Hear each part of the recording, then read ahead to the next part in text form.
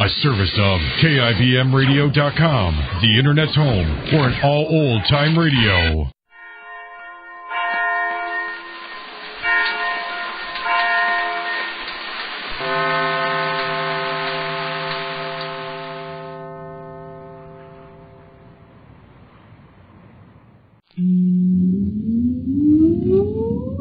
Countdown for blast off. X minus 5, 4, 3, 2, X minus 1, fire.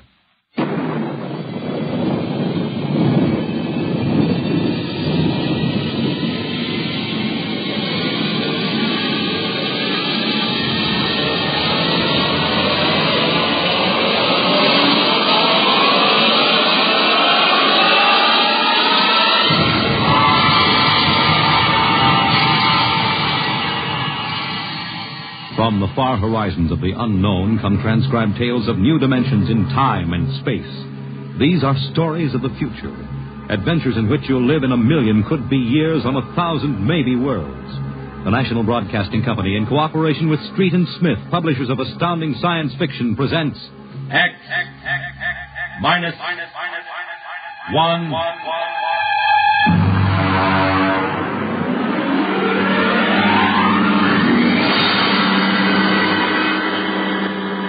Tonight's story, Nightmare.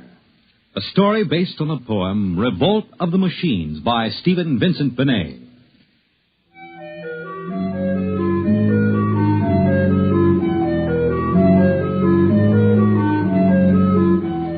Nobody knows exactly when the nightmare began.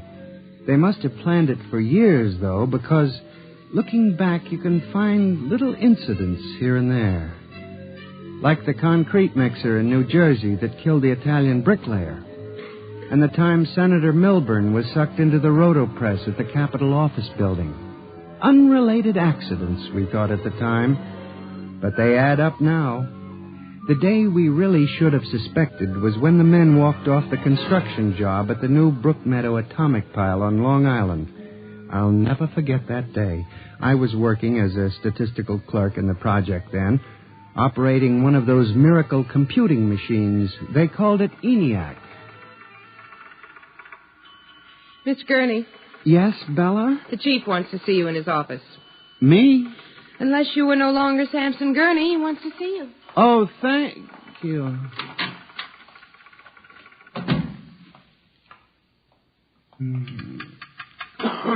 Come in. You wanted to see me, Mr. Hawk? Gurney, I thought those electronic computations were infallible. They are, sir, but... We've got a kickback from the chief physicist. These nuclear fission equations are inaccurate. Well, sir, you know the computer is a highly complicated machine, more complicated in many ways than the human brain. I'm not interested in the physics of it. Can something go wrong? Well, occasionally, if there's an overload, the machine goes haywire. Sort of has a nervous breakdown, you might say. We usually rest it up for an hour, and it's okay again. Well, do whatever has to be done. Yes, sir. And, Gurney. Yes, sir? You've been with the Bureau for over 15 years now. It would be a shame to have to remove you because you aren't keeping your mind on your work. Mr. Hawk, I assure you... Excuse me.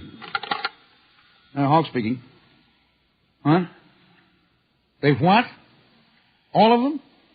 Well, have you tried to talk to them? Oh, yes, of course. I'll send one of the safety engineers over. Place is falling apart piece by piece. Miss Roscoe, the men of the construction gang of the new building have walked out on us. They're complaining that the job is jinxed. Someone slipped this morning and fell into a turbine.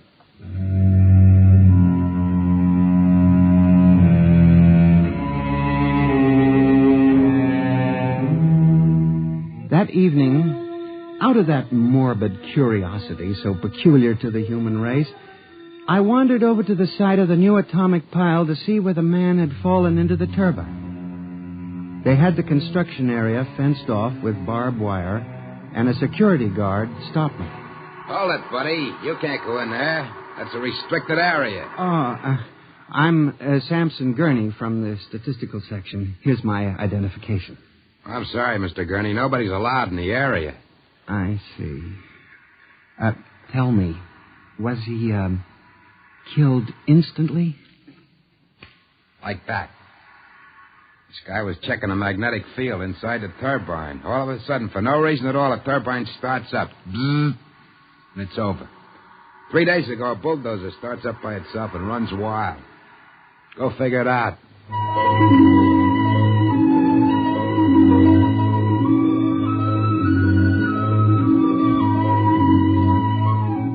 I'm a statistician. All my life I've been interested in statistics.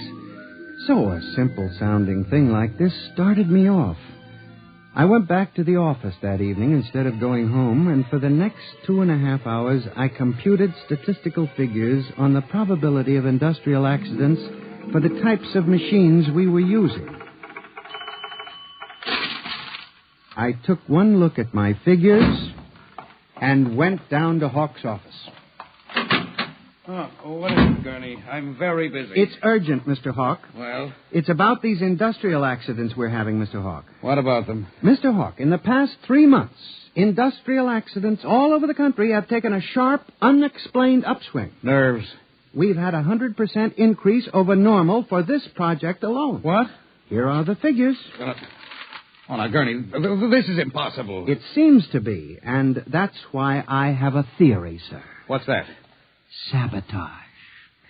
Gurney, why don't you stop playing FBI man and stick to your job? Which, incidentally, you haven't been doing too well. You and your computing machine have made mistakes before, and this fantastic figure is probably another. I'll have Miss Roscoe show you. What's the matter with this blasted buzzer? Miss Roscoe! Miss Roscoe! Yes, sir. Stop this blasted buzzer. Get a repairman, a mechanic, anything, but stop the thing. And you, Gurney, get out! I went back to my office to get my hat and coat, feeling about as unhappy and humiliated as a man can feel. The office was dark and deserted. The whole building seemed oppressive and unnatural, as if some evil force were pressing down on it.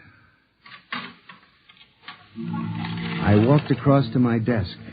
In front of me, the ENIAC glowed and chattered eerily as it worked on the equations we had fed it that morning. Its many-fingered circuits hung against the wall like some great octopus, and the thousands of tubes glowed orange and blue in the dark like 1,000 globing eyes staring at me. It almost seemed alive.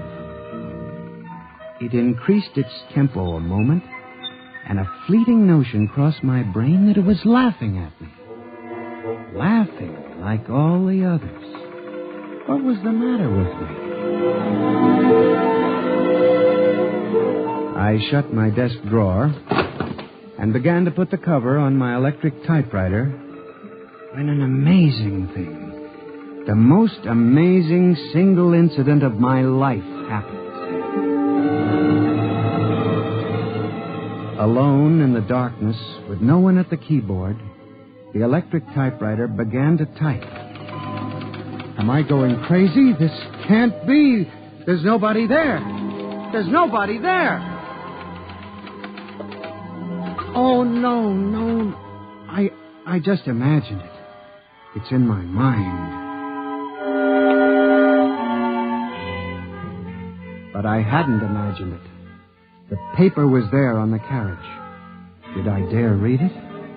Or would the whole thing suddenly vanish and send me shrieking to the nearest psychiatrist?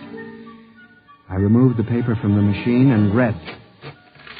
Sampson Gurney, there are some questions better left unsolved. The answer to yours is death.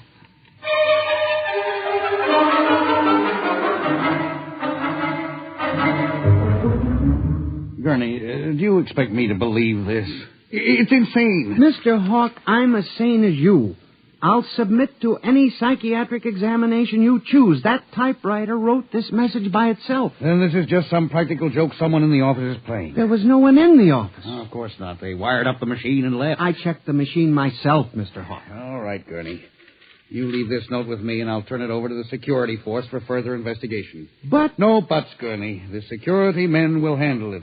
Yes, And now, you just relax for a few days. Everything will turn out all right. The main thing is not to let little things upset you.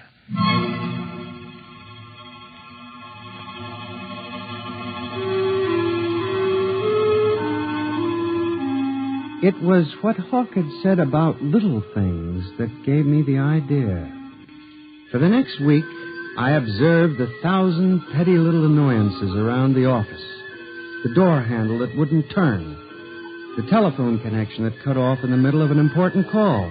The power failure for no explainable reason. I watched the newspapers, too, reading about industrial accidents, failures of important machinery. It seemed absurd. Men had created machines that were almost perfection in themselves.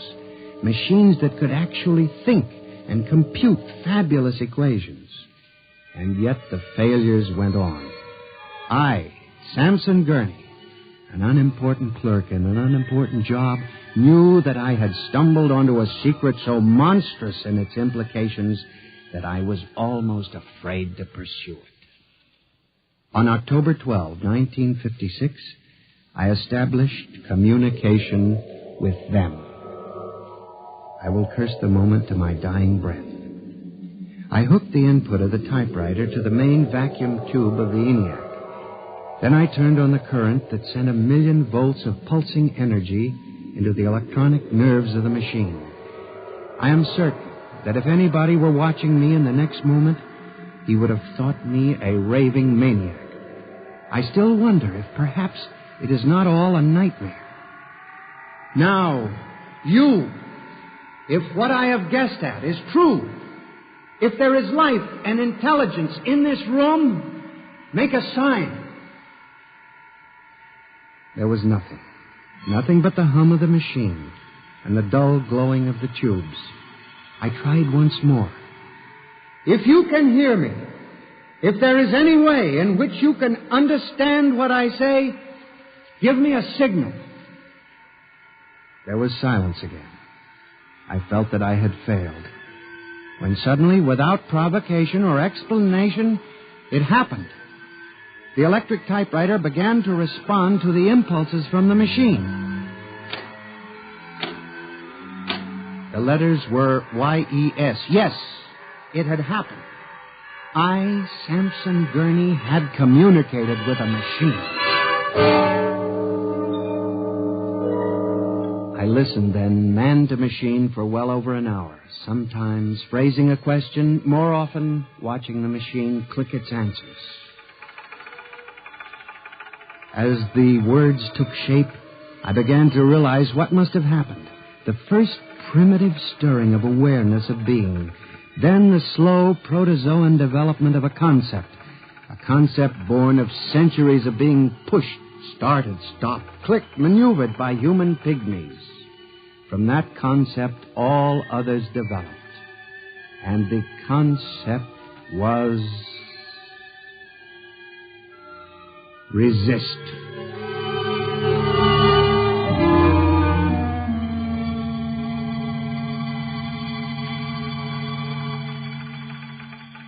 And now they were tired of it, tired of wrapping cigarettes and collecting nickels and waving hair and moving earth and mixing cement and solving equations.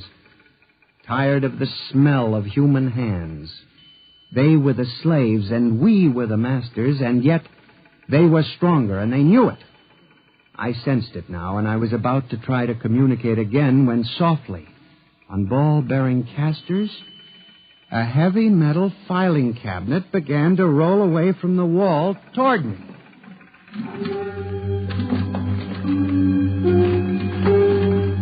I started to move to one side when another cabinet slid out from the wall. And then another, surrounding it. Another cabinet. Then another. On oiled rollers. That was when I realized that they cooperate. We taught them that, you see, on the assembly lines in the factories. Listen to me. You must listen. What good will it do you to kill me? I'm only one man. But I can help you. I can be useful to you. Do you hear me? Do you hear me? Good. You're going to need men to oil you and repair you. What will you do when you break down, when a tube needs replacing? Why kill me when I can help you? I'll do anything. I'll do absolutely anything you want, but in the name of God, don't kill me like this. If you can understand this, answer me. Answer me.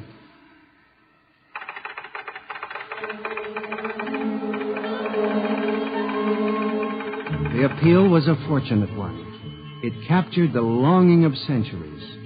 Man as slave to the machine. And after a moment, the circuits glowed more brightly. The cabinets slid back to the walls. The ENIAC began to communicate with me again. As I tore the tape from the machine and read it, the words were almost pathetic in their longing, but most ominous in their implication. They read, "Address me as master."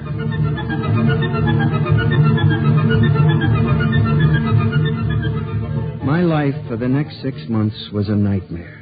The ENIAC gave me messages which I had to transmit into my telephone. Messages with no human being to receive them. Only the network of pulsing telephone wires, flung like a spider's web across the world. It was done at night, of course. During the day, the machine worked accurately and ceaselessly at its appointed job. At night, it became a demon, a master plotter, with me, Samson Gurney, as its pawn and human courier. I was frantic. I began to lose weight. I couldn't sleep. My nights were torture, a constant fear. It was in December, just after Christmas, that I transmitted a message to the telephones for relay to all machines of transportation. The message was one word: kill. Next morning, I went directly to the office of Mr. Hawk. I was highly agitated. My lips trembled as I spoke. Mr. Hawk, what I'm going to tell you sounds crazy. I know it does. But I must say it. All right, say it then, for heaven's sakes. Mr. Hawk, have you ever heard of resistentialism? What? Resistentialism. It's a theory that inanimate objects tend to resist living objects. Look, Gurney, I haven't time for nonsense. Mr. Hawk, I'm trying to tell you all these accidents, the trouble with the machines. Mr. Hawk, they're alive. They think, they cooperate. And they hate us. Who? The machines. Gurney. You've got to believe me. I've communicated with them. I know. They've threatened my life, but I don't care. Something's got to be done. The world has got to be saved. And there's still time if we wake up. What are you doing? Just relax, Gurney. Everything will be all right. What are you doing? Miss Roscoe, send for the plant physician at once. Mr. Gurney has had a nervous collapse. Now, everything will be all right, Gurney. I'm afraid we'll have to remove you from your job, but I'm sure the rest will do you good. You fool! You blind, stupid fool! Can't you see what you're doing? Fool! Fool! Fool!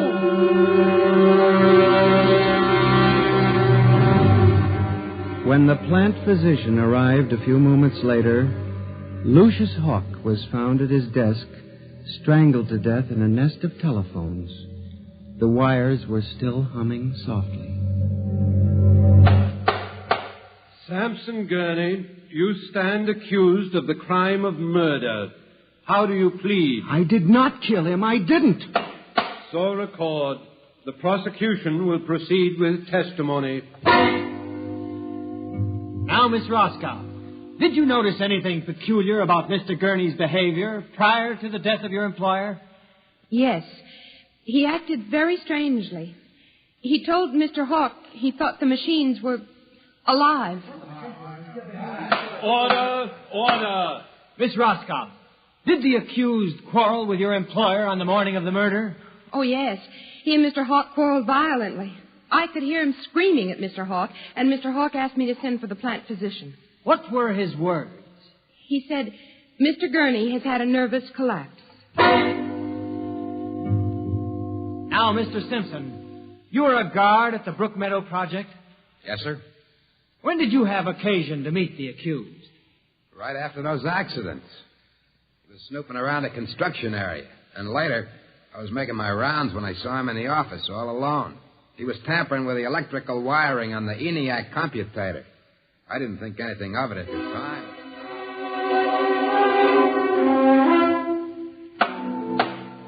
And in view of the expert testimony heretofore expressed, the court hereby finds you guilty of murder in the first degree, with the recommendation that you be examined and committed to the State Hospital for the Criminally Insane at Mattawan.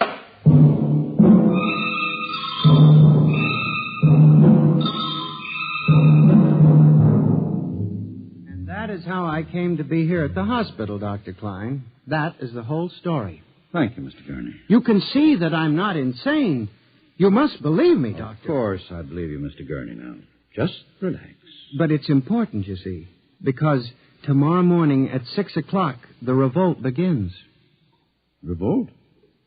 You didn't mention any revolt. They have it all planned. I transmitted the code to the switchboards last Monday. Mm-hmm. Tell me about this revolt, Mr. Gurney. It'll begin in Washington, then spread to New York. The Madison Avenue buses lead the charge.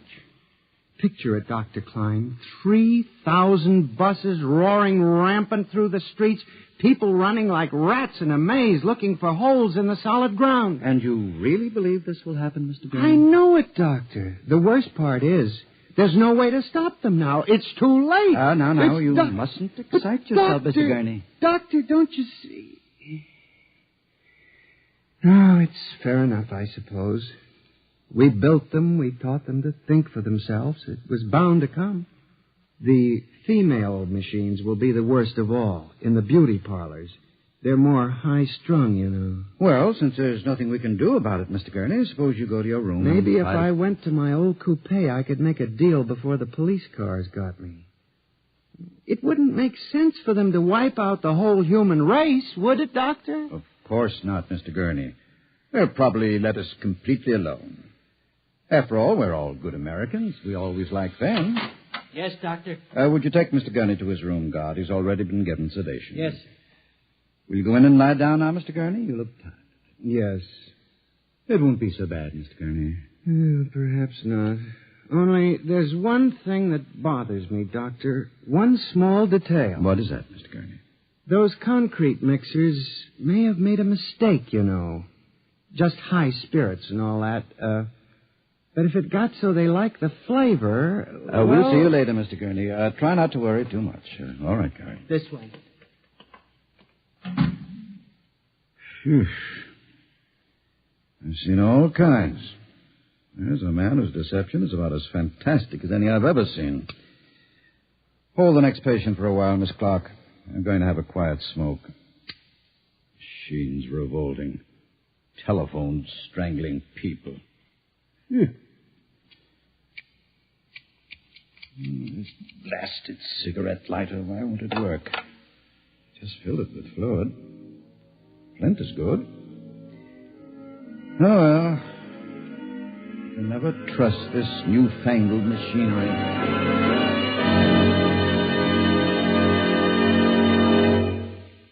You have just heard X-1, presented by the National Broadcasting Company in cooperation with Street and Smith, publishers of astounding science fiction. Tonight's story by transcription was Nightmare, written by George Lefferts and based on the poem The Revolt of the Machines by Stephen Vincent Benet. Featured in the cast were John Gibson as Sam, Joyce Gordon as Bella, Louis Van Ruten as Hawk, Joseph Julian as the guard, John Seymour as the judge, Owen Jordan as the prosecutor, and Santos Ortega as Dr. Klein. Your announcer, Fred Collins. X-1 was directed by Fred Way and is an NBC Radio Network production.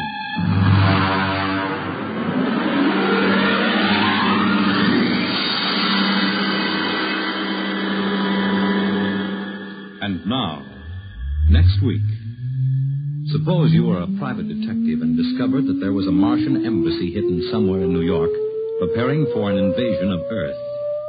Next week on X-1.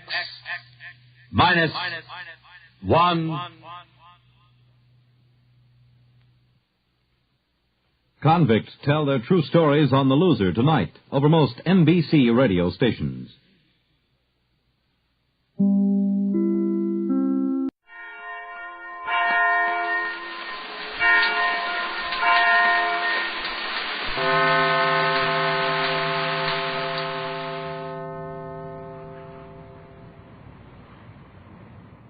After her baby daughter was lost in a shipwreck 14 years ago, Mrs. Patricia Gregory started searching the world over in the hope that her little girl might still be alive.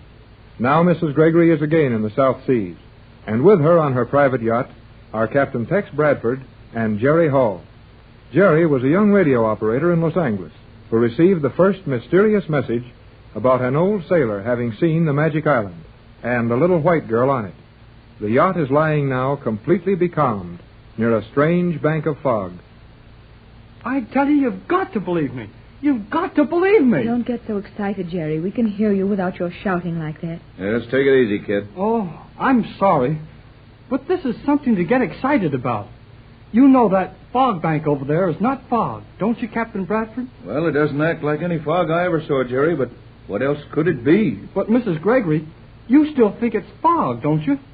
What else can I think? Well, you can think about the story that the old sailor told and the Magic Island.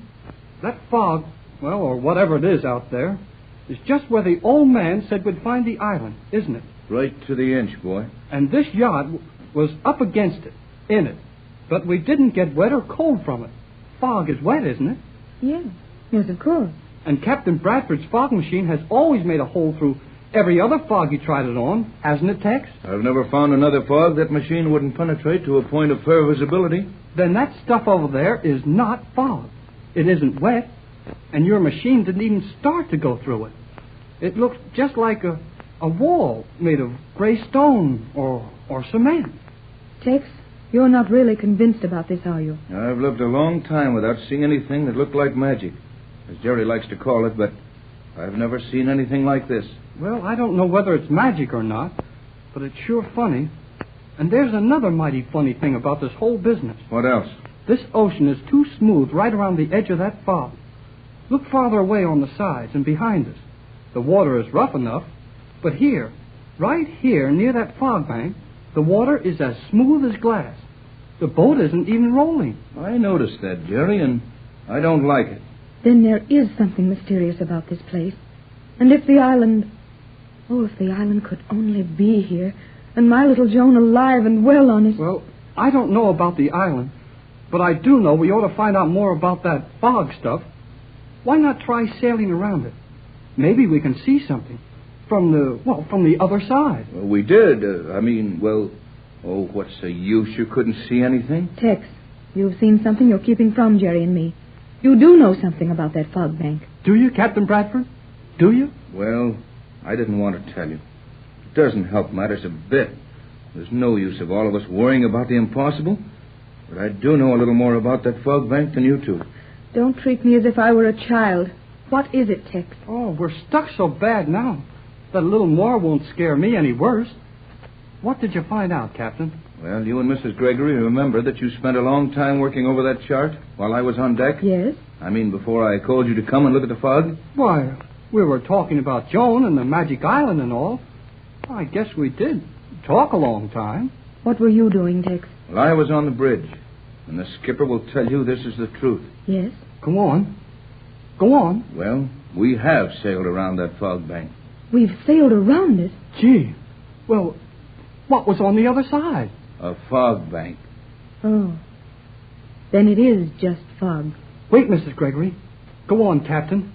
There's more, isn't there? There's a whole lot more. From the circumference of the circle we described in rounding this thing, it must be about half a mile around it. Possibly a little more. And it's perfectly round. That doesn't tell us much. I want to hear it all, Tex. No, I don't want to get you all worked up over it. May not mean a thing. But our instruments read exactly the same on all four sides of that fog. What? You mean they didn't change at all as you went around? That's it. And from our solar readings and my radio beam check, that reading is correct. Correct to a fraction of a second, but... But what? Hurry. Hurry and tell us, or I'm going to pass out. The readings we took all around this thing belong in the center of it. Everything reads to a perfect center when you're sailing around the edge of that fog. Then a regular vessel, I mean one that's just sailing through here on a regular run, would skirt around that fog without knowing they'd run off their course. I guess they would. We found nothing to indicate our course had been changed. And if we weren't looking for trouble, we would have figured the same as any other navigator, that we were just passing a small fog bank and not being compelled to follow a distorted curve around it. Then that means just one thing. there is something behind or in that fog. Something. And that something is... I'll bet it's the Magic Island. Oh, golly whiskers. We're here. We found it. Gee, Mrs. Gregory. Now we'll get your little girl back. Not so fast, son. Even if there is an island there, what can we do about it? The yacht won't go through the fog. We tried that. Then let's figure why it won't go through it. That's out of the question, isn't it? Nothing is out of the question with Tex and I to figure things out. Well, just leave me out of that, Jerry. You figure this yourself. I'm stuck. Well, if we can't sail through it, there's something funny about it. And something funny about a fog means it's being done on purpose. Jerry, you mean it isn't just a natural phenomenon? That the fog is man-made, controlled? How about those instruments, Captain? And the fog holding the boat just like a magnet. That's it. Magnet. Oh, giggling goldfish. Why didn't I think of that before? That fog is magnetized. That's my idea, boy, but I hated to make such a wild statement. Well, that sounds possible. There are a great many magnetic deposits and formations in many parts of the world. But don't you see, Mrs. Gregory? We don't mean a magnetic field that just happened there. That fog has been magnetized by somebody or something. Do you think that's possible? You're not just excited and running away with yourself, Jerry. Well, if he is, I'm running way ahead of him. Patricia, that fog bank is not ordinary fog. It's magnetized as surely as we're standing on this yacht looking at it. And there's probably an island hidden in it. Well, but Tex... And that's not guesswork. It's a scientific probability. What else would have held our boat against that fog but a powerful magnetic force of some kind? And what else but a magnet?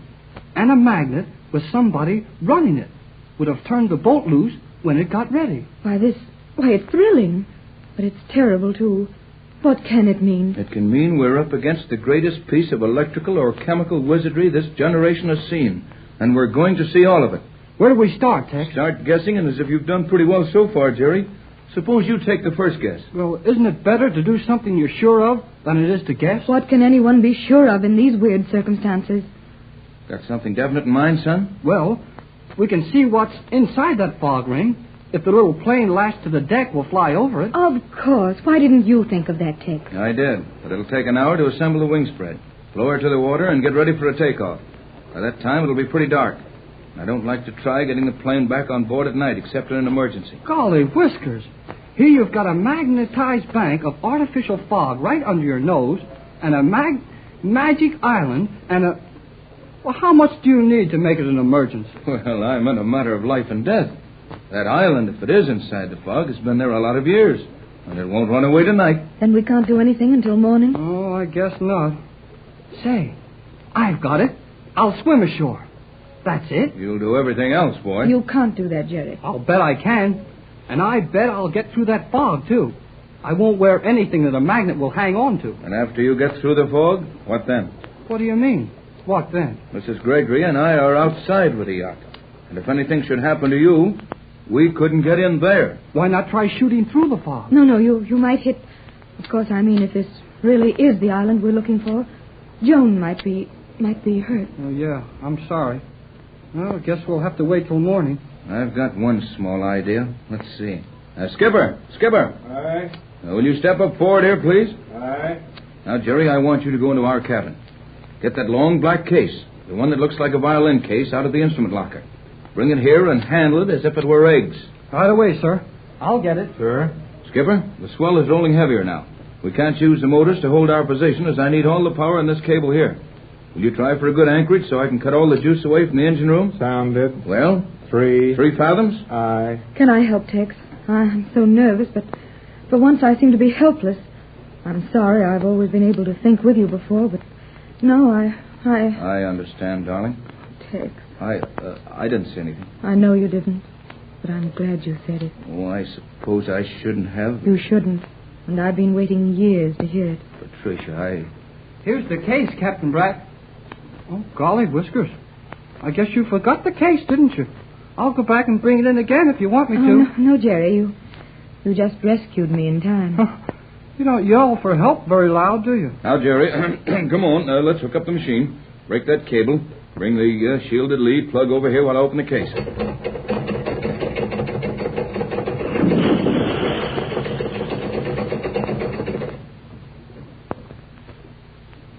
Are we going to anchor here for the night? The skipper's paying out the stern chain. Yes. Tex thinks we'd better not move till morning, and the skipper reports sounding's okay for a good anchorage. Can I help with the machine? Not yet, Jerry. I'm a little afraid to have anyone but myself handle it until it's set up. It's sure a funny-looking thingamabob. What is it? I never saw this before either, Tex. Is that what you've been working on so secretly in the laboratory? I've done nothing else for over a year, and it's perfect. What is it? Well, I haven't named it officially yet, but I think I'll call it my Straightoscope. Straightoscope? Well, what does that mean? Well, it's a combination of strata and scope, as from stratosphere and periscope.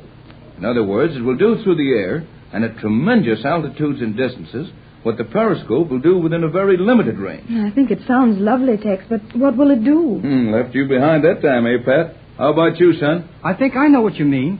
You can look away up in the air, then away over someplace, then down again, like seeing over the horizon. Isn't that it? That's it exactly, Jerry, and I know it works. I've tried it over a 300-foot building. When I was on the ground on one side, the objective was on the ground on the other side, and I saw it. And now you're going to look over that fog and down onto the island. Oh, can we? Really? I'm getting excited now. You see, it's a case of plotting the trajectory of the wave curve I'm sending out. Figuring the density of the exact strata in the atmosphere I must refract the wave from to bring it down to Earth on the desired spot. But how do you see anything with a wave? These waves will return to me with almost as great an intensity as they leave the instrument with. Then I merely catch them in a tuned wave trap. And with a light valve and converter, I project the image on this little ground glass screen here and... Pat, Jerry, I've got it. I can see it. Is it the island? Is it, Tex? What do you see?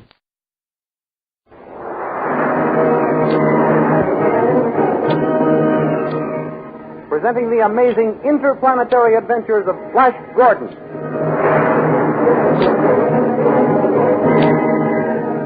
These thrilling adventures come to you as they are pictured each Sunday in the Comic Weekly, the world's greatest pictorial supplement of humor and adventure. The Big Comic Weekly, each page printed in full colors, is distributed everywhere as an integral part of your Hearst Sunday newspaper. For the benefit of those who may not have heard the earlier episodes, Flash Gordon and Dale Arden were thrown onto the new planet Mongo. The two Americans were sent to the prison city of the Hawkmen. In a tournament of death, Flash Gordon wins the unconquered kingdom of the caves and sets out to subdue his domain. We now follow Flash Gordon in his conquest of the kingdom of the caves. Having picked up a company of King Voltan's Hawkmen, the huge rocket ship bearing Flash and Dale to their new kingdom heads for the yawning mouth of Kira, the wild and forbidding cave world. Following Ming's map and instructions, Captain Khan steers a course for the stronghold of Zug, chief of the cavemen. The ship leaves the gloom of the first cave and enters another, colossal in size and brilliantly lighted. They land and get out of the rocket ship. Well, Dale, we're here. What a huge cave. And look at all those little holes in the side. Those must be the dwellings of my subjects. Khan, is all my kingdom like this? I've never been inside before, Your Majesty. Nobody has ever explored this strange underground world. Look, men are coming out of those holes in the cliff. And what fierce-looking men. That powerful-looking red-headed giant must be their leader. We'll break the news to him, Your Majesty. Me chief here.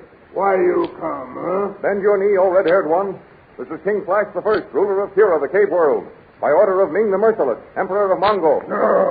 No, King. Me chief. Me kill him.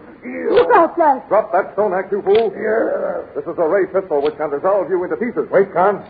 I'll not rule any man I can't beat in fair combat. You stronger. You king. Thanks, Zug. I'll make you my right-hand man. Run for your lives. He comes. Eater of men. What's the matter? Big lizard monster. Eat men. Run for your lives. Khan, give her my signal gun. If that thing gets close enough, I'll shoot it. No, shoot him, Flash. Here goes. Good work, Your Majesty. You have blinded him. There he goes. I don't think you'll ever be bothered by him again, Zug. Oh, King. Me and my pride fight for you, always. Fine. With the cavemen and the hawkmen, I'll conquer my kingdom.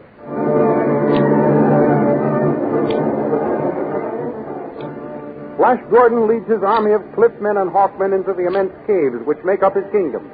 After progressing for a long time without seeing a living thing, he decides to take Dale and go on a scouting expedition. Walking through a cave of terrifying beauty, the two Americans are suddenly surprised by a band of lizard men. They drop from all sides, hurling stones. Flash is knocked out, and Dale's signal gun shrieks its siren as she fires bolt after bolt at the charging man-beast. Back on the plane, Captain Kahn and Zug leap to their feet as the wailing of Dale's signal gun reaches their ears. With the dashing, fearless Captain Kahn at their head, the squad of Hawkmen come to the rescue. Dale! Dale! What has happened to His Majesty? Lizard men, they attacked us and knocked Flash out. I fought them off, but they took Flash and escaped through that crevice. It's blocked with a huge stone. Men, swing that quick firing gun into position. There. This way, Dale. Let us find His Majesty. Look! Blood. That means King Flash came this way. Lizard men don't bleed. This passage seems blocked up. We'll have to use the nitro gun. Wait. Let me squeeze through that opening. Right. How is it, Dale? Can you see the end? Not yet. Now? I'm stuck, but I can see light ahead. Dale? Flash, darling, you're alive. I'm so glad. You'll have to get the cannon. I can't budge this stone. Can you reach my signal gun? Yes, I got it. Thanks, Dale. Quiet. Here come the lizard men after them.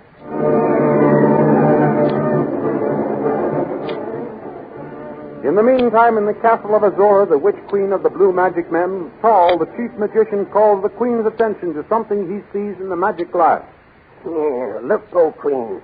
Strangers to my cave. Fighting with the lizard men. See, they have blown down the stone and have conquered their opponents. They are free. They are coming this way. What a handsome blonde leader. Tall, we must go to welcome him. What's that, Khan? Why, the earth is trembling. The walls are shaking. Look, the soldiers and Zug and the cavemen. They're buried under an avalanche of stones. That weird light. What does it mean? Look, in the midst of the lurid flames. A woman! Greetings, strangers. Who are you? Bend the knee, O strangers. You are face to face with Azora, queen of the blue magic men. A queen? I am King Flash. I bend my knee to no one, man or woman. So, make him bow to me, Tall. Poison gas. She's strangling us. Dale. Don't worry, Dale. Your spell is on them, O Queen. See, they sink to the ground unconscious from the sleep gas. Yours is the power to bring them back, God. The fool. He thinks he can pit his muscle against sleep gas. Have them carried to the gravity sled. We return to the castle.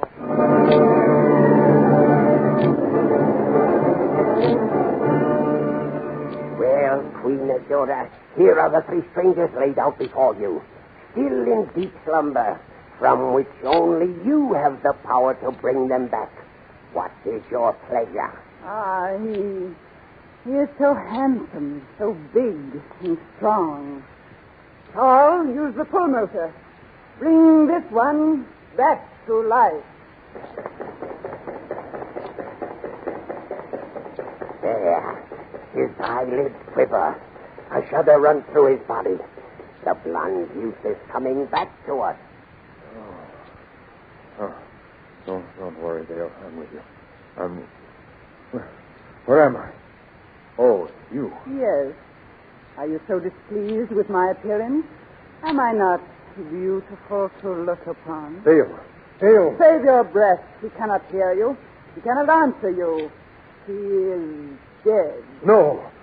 Dale, you witch. You killed her. Yes, I killed her. You stand there and admit it. Why, I'll... Stop. I killed her as I killed you and your other companion. And I can bring her back as I brought you back to life. Then do it. At once. You are young and full of life. It would be a pity to put such a fine specimen of manhood to death. What are you talking about? One of you must die. Which shall it be? You or the girl? You know there's only one answer to that. The brave youth wishes to make the supreme sacrifice. Very noble, but very foolish. I've changed my mind.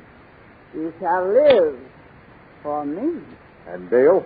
What will happen to her? If you promise to obey me forever, I will bring her back to life. Then I agree to your terms. Shall we seal our bargain with a drink? Very well. Carl? Here it is, O Queen. Take this cup, stranger. Drink to our love, fair-haired youth.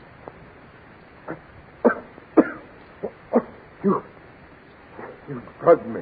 Yes. And now you are truly mine forever. I can't seem to remember. What am I? Who are you? And who am I? Ah, do not worry, my soldier prince. I am your queen, Azura. Azura?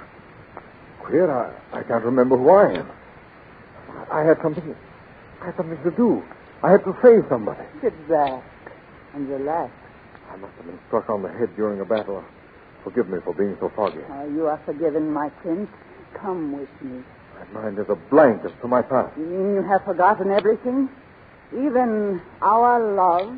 All I know is that you are the most gorgeous woman I have ever seen. Ah, and that is what I have been waiting to hear you say. Listen, my handsome prince. I wish to test you. Look at those two figures suspended there. Do you know them? A man and a girl. Beautiful girl, too. I never saw them before in my life. Should I recognize them? Have I ever met them? One more test. Carl, the pulmotor. Bring that man back to life. He is coming back, O Queen. Why? Your Majesty. Where is Dale? Dale? Your Majesty? What are you talking about? You must be ill, Your Majesty. Don't you know me? Khan of the Hawkmen. Azura. What's the man raving about? He is a war prisoner of ours, crazy from wounds. Oh, then I quite understand. I forgive him. I am glad you are loyal to me, my prince. I always will be, my beautiful queen. Black, listen to me. Quiet. Lie back, you. I warn you, it will take 1,000 magic men to keep me in chains. I think not. Guard! Bind him with the electric manacles. Silence, dog. I warn you, if you disobey, these manacles will become red hot and sear you to the bone. Take him to the kitchen. Oh, you got Flash!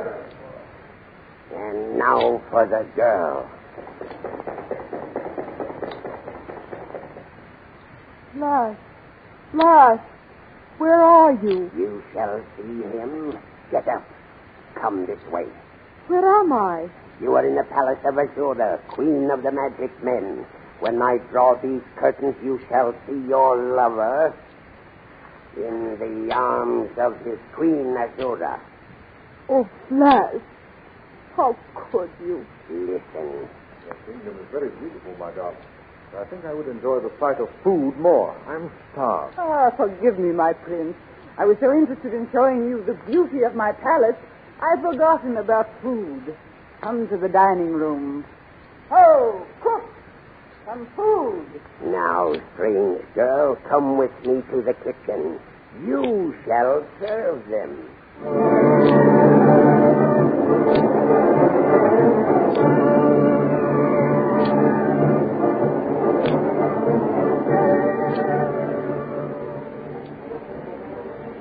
Saul takes Dale to the kitchen of the palace, where she joins Khan, who is helping prepare the food. Oh, Dale, you're safe. Yes, Captain Khan. And I'm glad to find you safe, too. But Flash... Yes? Oh, Captain Khan, what has caused Flash to change so? I do not know, but he seems to be under some kind of spell. This queen is indeed a witch. What are you two witches? Get to work. No, I won't. I won't do anything for her. You dare to rebel? Then take this magnetic whip. Stop! Give me that whip or I'll break your neck. Burn him!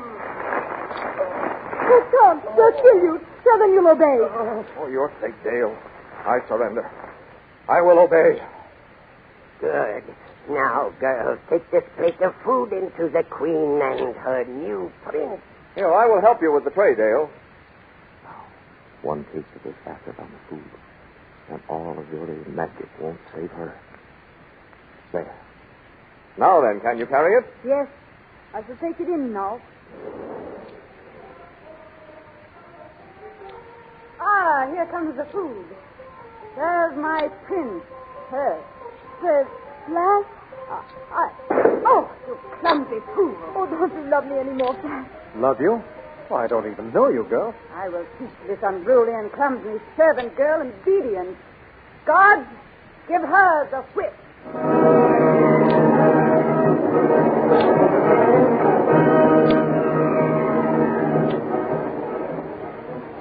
What will happen to Dale Arden, held in the clutches of the cruel witch queen Azura?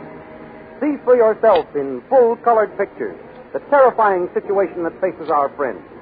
You will find these pictures in next Sunday's Comic Weekly, which is distributed with your Hearst Sunday newspaper. And besides Flash Gordon, you will find all the other friends waiting to entertain you, bringing up Father, the Little King, Barney Google, good old Skippy, Jungle Jim, Polly and her pals, the Katzenjammer Kids, Trips and Casper, Way Out West, Tilly the Toiler, Mickey Mouse, and many others.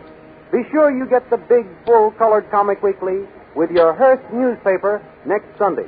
And don't forget our date next week at this same time for another chapter in the amazing interplanetary adventures of Flash Gordon.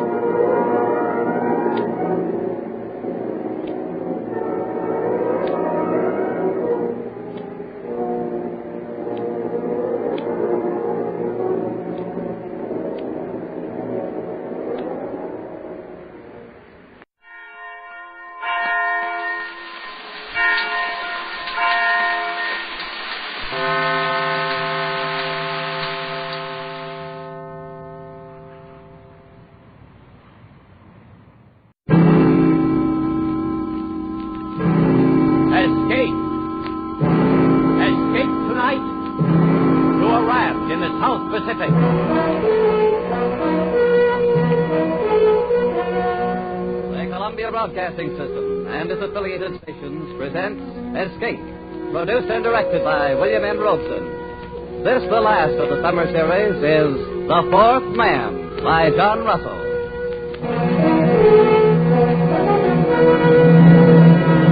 Noumea in the South Pacific. To a generation of French criminals, a word to be uttered in the same terrified breath with Devil's Island. The penal colony at Noumea, where the cutthroats, garrotters, and sadists from the dregs of French society were sent to a living death. Tonight we invite you to escape from Noumea in John Russell's The Fourth Man.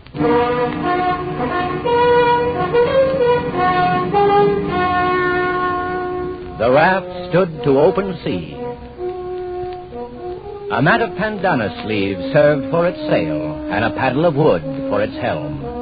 It was woven of reeds and bamboo sticks lashed upon triple rows of bladders, and it carried 4 men.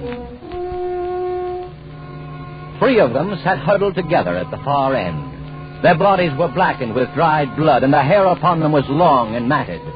They wore only the rags of blue convicts' uniforms. On wrist and ankle, they carried their mark, the dark and wrinkled stain of the manacles. There was Dubose, doctor, man of the world, murderer. Friends, the thing is done. And Fenneru, forger, ladies' man, weakling, coward. Yes, we've escaped. And the one known as the Parrot, thief and cutthroat. So far, so good. And by the way of celebration, gentlemen, may I offer you cigarettes? Cigarettes? Oh. Doctor, you're a marvel, a magician. Look at them. White and fresh as though they just came from the package. How did you do it? Oh, every 6 months there are about 75 escapes from Noumea, and not more than 1 succeeds. Ours would be that one, I knew. So, 3 weeks ago, I bribed the night guard for these very cigarettes. So that we might sit here, my friends, as we are doing, and celebrate. I want a light. A light for the pet. Our doctor's a wonder. He thinks of everything. He gives us cigarettes, matches, and our freedom. Wait till you've got your 2 feet on a pavement again. That'll be the time to sound off about freedom. To wear starched collars again. To stroll with a girl, clean and fresh from her bath. Down the Place La Concorde, the Rue de Rivoli. Suppose we get a storm. It's not the season of storms. Just the same.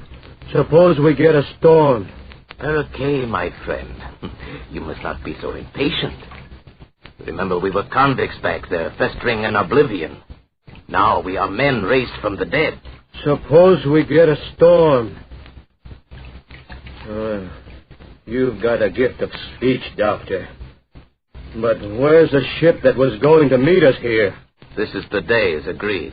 It will meet us. The wind will blow us to China if we keep on. We can't lie any closer to shore. There's a government launch at Torreon. And I doubt if the native trackers have given us up. Careful, Parrot. The natives will eat you yet. I've heard about that. Is it true, Doctor, that they'll keep all the runaways they can capture to fatten on? Oh, they prefer the reward still. I doubt if they've entirely lost the habit of cannibalism. Piece by piece, Parrot. First they'll sample you. Then they'll make a stew out of your brains. Oh, they won't miss a thing. Shut up, Finaroo. The filthy brutes. Oh, I almost forgot. We have one of them with us.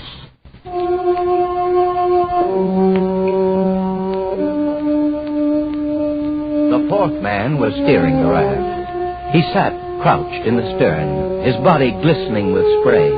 His huge dark hands held the steering paddle.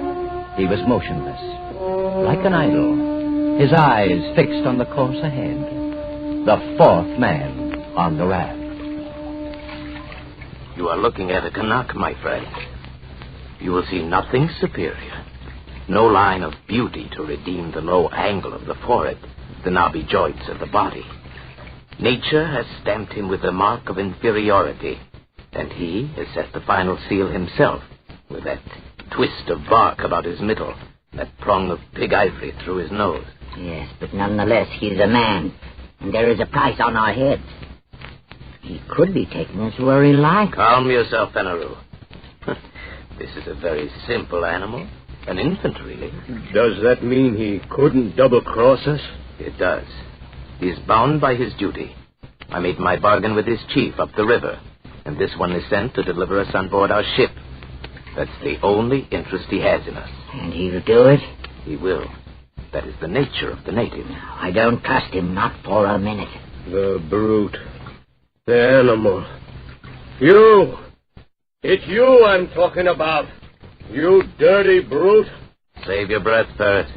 He speaks no language, only a few noises, a few signs. I don't feel right on the same raft with that. Well, burn yourselves up in the sun if you like, but me, I'm going to crawl under a mat and get some sleep. Yes, we should all sleep a little, conserve ourselves. And when we awake, our ship will be here.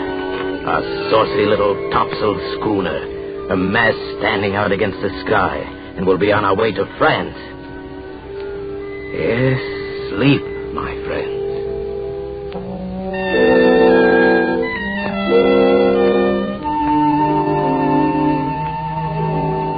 The two younger convicts dozed under the heat of the day, but not the doctor.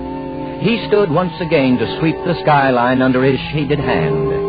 His plan had been so careful, so precise. He had counted absolutely on meeting the ship, a small schooner, one of those flitting, half-piratical traders of the Copra Islands that can be hired, like cabs in a dark street, for any sinister enterprise. And there was no ship. And there was no crossroads where one might sit and wait.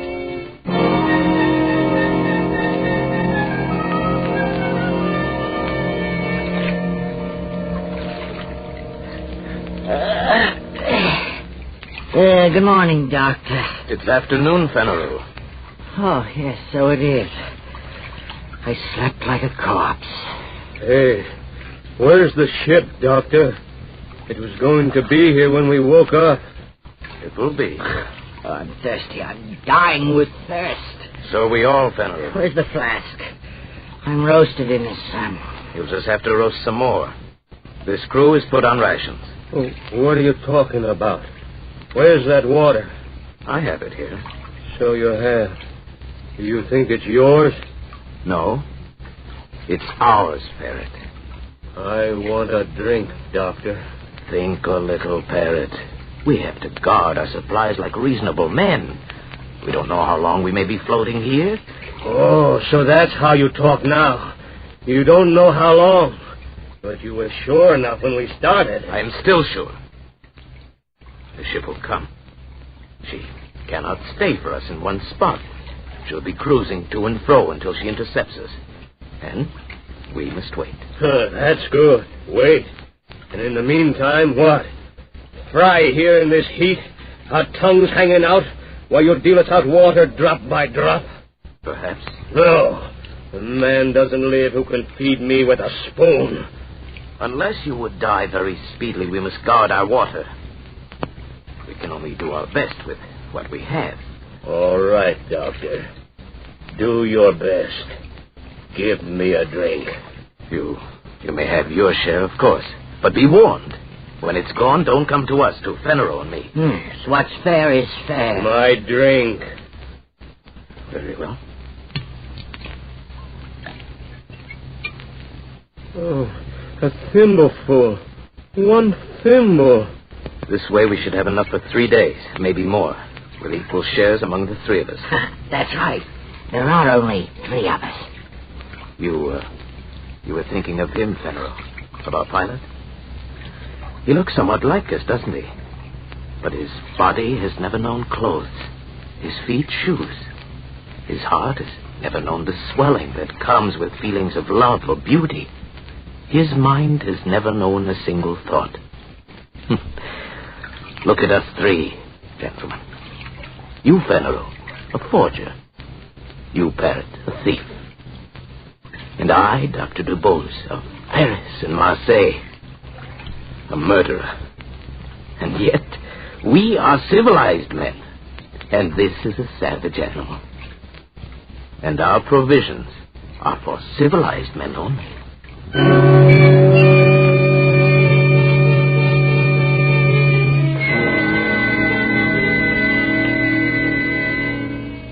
The 3 men awoke to the second day on the raft. They looked and saw the far round horizon and the empty desert of the sea and their own long shadows that slipped slowly before them over its smooth, slow heaving.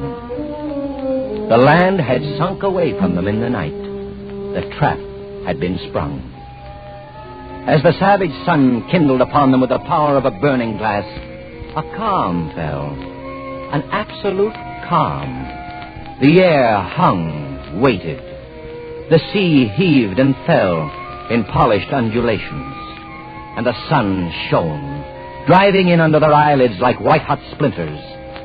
They crawled to the shelter of their mats, gasping, shriveling. And the water, the world of water, was slack and thick as oil. Oh, how lonely it is. Dr. DeVos. Yes, Parrot? Look around you. What do you mean? Go on, look around. What do you see? I see water, Parrot, and the horizon. Nothing else. Oh, don't you see a ship? A saucy little schooner? Those were your words. Well, where is it? Why don't you see it? It will come. Will it comfort us to be dead when it comes? You say that you count on your friends, but suppose they leave you to rot here. Leave Parrot and me to rot here. That would be a joke, eh, Doctor? To wait for a ship that will never come? It will come. My friends will not fail me. Why? How do you know? How can you be so sure? There's a safety vault in Paris, full of papers to be opened at my death. Those papers contain confessions. Now, gentlemen, my friends will not fail me. Parrot, a moment ago, you asked me what I saw. Well? There was something I neglected. What's that? I see a Canuck on this raft with us. He does not join us. He does not look at us. He sits on his heels in the way of the native, with his arms hugging his knees. He sits at the stern, motionless under the shattering sun, gazing out into vacancy. Whenever I raise my eyes, I see nothing else. Only this Canuck. He seems to be enjoying himself quite well. I was thinking so myself. The cannibal. The savage. He does not seem to suffer. What's going on in his brain? What does he dream of there? Looks as though he hates us. The dirty rat. Maybe he's waiting for us to die. Maybe he's waiting for the reward. At least he wouldn't starve on the way home. He could deliver us piece by piece. How does he do it, Doctor? Hasn't he any feeling? I've been wondering. It may be that his fibers are tougher. His nerves. But we've had water, and he hasn't. And yet, see his skin. It's moist and fresh. And his belly, fat as a football. Don't tell me this savage is thirsty. Is there any way he could steal our supplies? Certainly not. Suppose he has his own supplies. Hidden. What? We'll see. Search the raft. Come on, we learn his secret. There, look under the mat. Tear the fire. I'll push him aside. Anything there? No. Gentlemen. You were mistaken. He has nothing hidden. You're wrong about him, Doctor. You say he has no understanding. There's one thing he can understand. Pain! Parrot, not so much. Get down. There. Come. That'll teach you. Not so chipper now, are you? Not so happy with your luck. That'll make you feel... Well, Parrot, you feel better now, don't you? Superior. Come back, my friends. Come back under the mats. The glare of the sun is not so bad there. Oh, idiots. What's the matter with our parrot now? Idiots. Why do we look and look?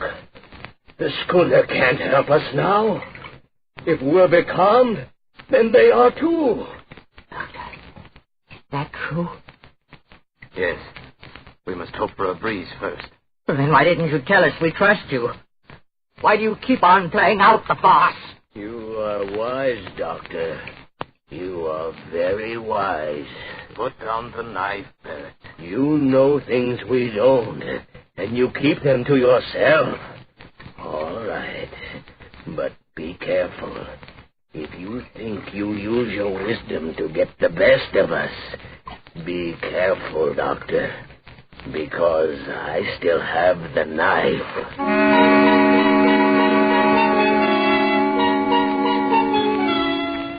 And so the days dragged by, the second, the third, and now it was the fourth day, and still there was no breeze, and still there was no ship. Oh, Doctor. Yes?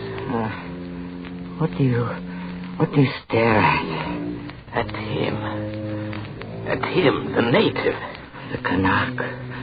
Why? Look at him. And look at us. We are dying. Our powers are ebbing. And him? Naked, wild, brutish. He has yet to give the slightest sign of complaint or weakness. Doctor, is this a man or a fiend? A man. It is a man. A miracle. It is a man, and a very poor and wretched example of a man. Why, you'll find no lower type anywhere. Look at his cranial angle, the high ears, the heavy bones of his skull. Why, he's scarcely above an ape. Then what? He has a secret. A secret? But we see him. Every move he makes, every minute. What chance has he for a secret? Absurd. Here are we three, children of the century, products of civilization. And here is this savage who belongs before the Stone Age. Is he to win this struggle? Absurd. What kind of secret? I can't say. Perhaps some method of breathing. Some strange posture he uses to cheat the sensations of the body. Such things are known among primitive peoples. Known and jealously guarded. Like the properties of certain drugs. The uses of hypnotism. Who knows? We can know. We can find out. Would you ask him? Useless. He will not tell. Why should he? We scorn him. We give him no share with us. We abuse him. And so he falls back upon his own expedients. They are the means by which he has survived from the depth of time, by which he may yet survive when all our wisdom is dust. There are a number of ways of learning secrets. I know them all. It would be useless. How could he stand any torture you might invent? You saw how he behaved before? No, that's not the way. Oh, listen to my way. I'm tired of all this talk. You say he's a man. All right, then he has blood in his veins. At least we could drink. No, it would be too hot. It would be salt. Well, kill him then and throw him over the side. Let's be rid of the thing. We gain nothing. Then what do you want? I want to beat him. That's what I want. To beat him at the game. For our own sakes, for our racial pride, we must. To outblast him. To prove ourselves his masters. Watch him. Watch him closely, my friend. Watch? I'll watch, all right, my good doctor. I'm not sleeping anymore, and leave you alone with that bottle. The bottle. The bottle. I've been meaning to discuss our rations with you. Have you? We're running very short. I'm afraid we must cut down again. And what are we cut to? Half a thimbleful. No. We must keep our wits. I say no. All right. Then we'll put it to a vote. You say no. I say yes. Veneral. Yes, anything, but give me mine now. Then it's half a thimbleful. For Monsieur Veneral. Your share, Veneral. More, I'll die. Give me more. No more today. You must. Doctor. No more today. Look, a ship. Oh, at last. Where is it? I don't see any ship. It's a trick. Look, Veneral. He has the bottle. You dirty thief. Look at him. You killed him with that oar. What about the bottle? Yes, there's some left. You caught him just in time. And you caught the bottle just in time. It seems I did. And there is no ship. There will be no ship. We are done. Because of you and your dirty promises that brought us here. Doctor. Liar. Fool. Don't come any closer. Unless you want this flask broken over your head. No. Oh, I wouldn't want that. Why, just think, Parrot. Why should you and I fight? We can see this trouble through and win yet. This calm can't last forever. Besides, there will be only two of us to divide the water now. Yes, that's true, isn't it? Veneral kindly leaves us his share, an inheritance. All right. I'll take mine now. My share. Right now, if you please. Later, we'll see. So be it. Your share. Many thanks.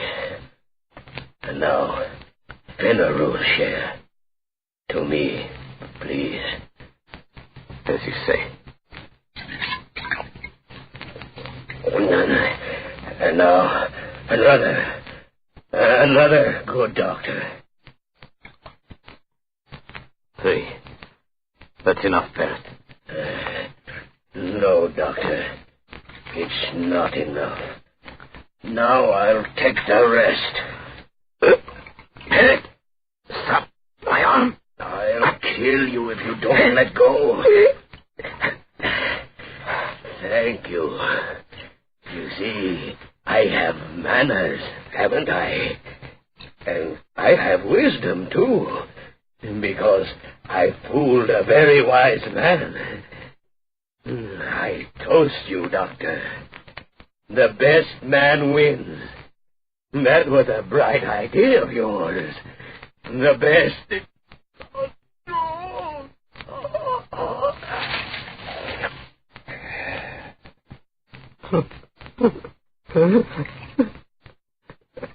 So the best man wins, eh, Barrett?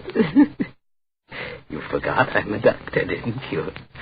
You forgot that a man cannot go without water for 4 days, then drink his fill and live through it, huh? Go on, Barrett. Gasp out your worthless life. While I laugh. The best man always wins, Barrett. The best man...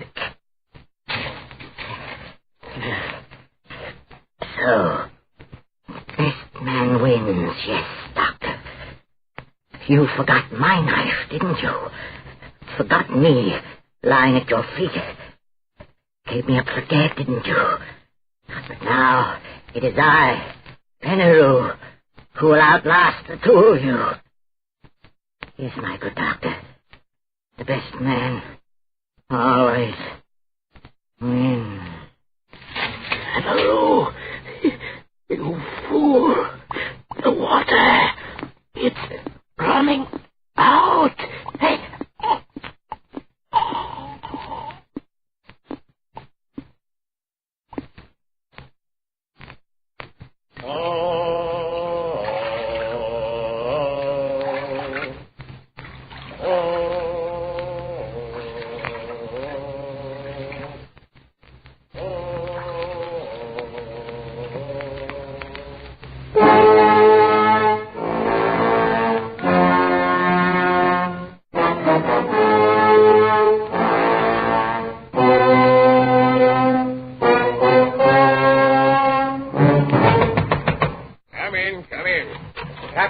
Longboat's back, sir. All right, send Marteau in. He's right here, sir. Bad luck, sir. The raft was here all the time, not 10 miles away from us. Ah, that calm. Well, where are they, the passengers? Ah, we're too late. They're all dead. All dead, huh? Yes, one stabbed to death, another skull crushed, the other fried by the sun. They're all dead. Well, all the better. Of course, there's nothing to feed. Yeah, but how are you going to... hogsheads, my friend. The hogsheads in the afterhold. Fill them nicely with brine, and there we are. I don't understand. Oh, you're dull, Marteau, very dull. The gentleman's passengers are all paid. Before we left Sydney, I contracted to bring back 3 escaped convicts. I'll bring them back, pickled. So if you'll go back, Marteau, and bring them aboard for the trip, I'll be much obliged. Very well, sir. Oh, there's a 4th man on the raft, Captain. A Kanak. Still alive. What do we do with him? A Kanak? No word in my contract about any Kanak. Leave him there. He's only a savage. And so Dr. Dubose and Penaru and the parrot went aboard for the long trip to their beloved Paris, their bodies pitching and rolling gently in the huge vats of brine. On the raft, the 4th man raised his head slightly as a wind freshened from the west. He watched until the schooner turned, shaping away for Australia, and disappeared over the rim of the horizon. Then he spread his sailor bandana sleeves and headed his raft eastward, back toward New Caledonia, back toward home. Feeling somewhat dry after his exertion, the native plucked a hollow reed at random from the rushes on his raft. Slowly, lazily, he stretched himself at full length in his accustomed place at the stern. He thrust the reed down deep into one of the bladders underneath the raft and slowly drank his fill of sweet water. He had a dozen such storage bladders remaining, built into the floats at intervals above the waterline, quite enough to last him safely home again.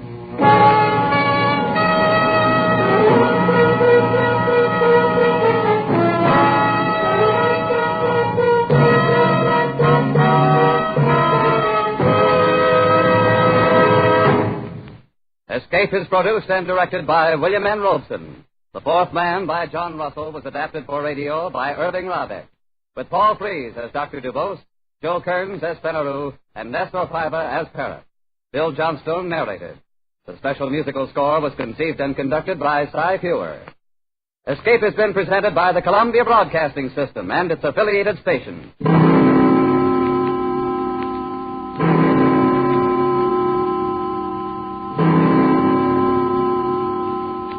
Be sure to be with us next Monday night when the Radio Theater returns to the air with Betty Davis and Glenn Ford starring in A Stolen Life.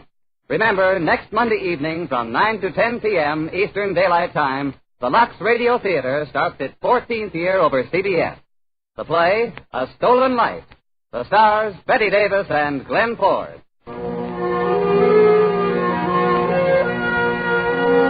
This is CBS, the Columbia Broadcasting System.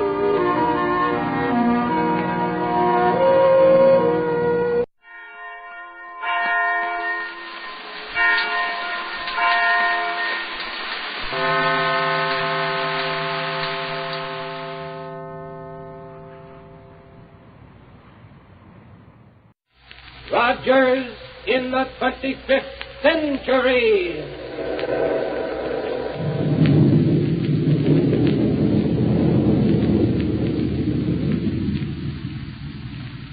Buck Rogers is on the air, brought to you by the makers of Popsicle, Fudgicle, and Creamsicle, those delicious frozen confections on a stick. And now a message from the famous winner of the Typical American Boy contest, Popsicle Pete. Say, kids, can you imagine this? You get wonderful free presents for doing something you want to do anyway. Look, when you eat a swell popsicle, fudgicle, or creamsicle, you save the bags and get your pick of keen gifts. Listen to these.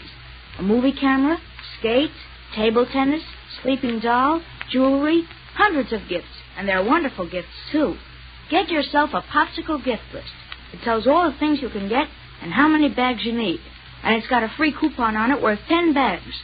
You get it at your ice cream store free. And take along a nickel and have a swell popsicle or fudgicle or creamsicle on a handy stick. Are they good? So refreshing. And good for you. Mother knows that. They're made fresh every day by the best ice cream manufacturers in town. And boy, do they last. The biggest nickel's worth anywhere. Say, don't forget to save the bags for gifts. Now, let's see. In our last episode, we learned that while Buck and his friends were trying to get on the trail of Killer Kane and Ardala, Kane appeared aboard Black Barney's rocket plane and ordered him to head for the ruins of ancient Philadelphia. But tonight, we'll pick up our story at the Central Spaceport, where Buck and Wilma are waiting in vain for Barney to come in and land. Now, here we go, 500 years into the future.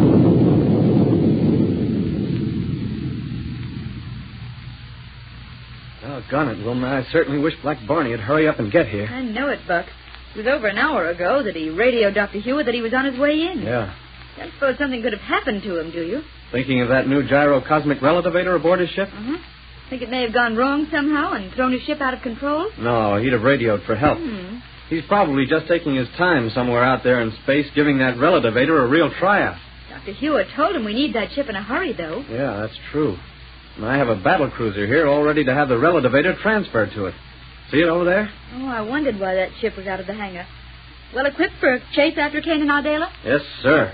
Rocket guns, a long-range disintegrator, one-way energy projector, all sorts of stuff. Even a gas analyzer that'll let us pick up and follow a rocket trail. Good.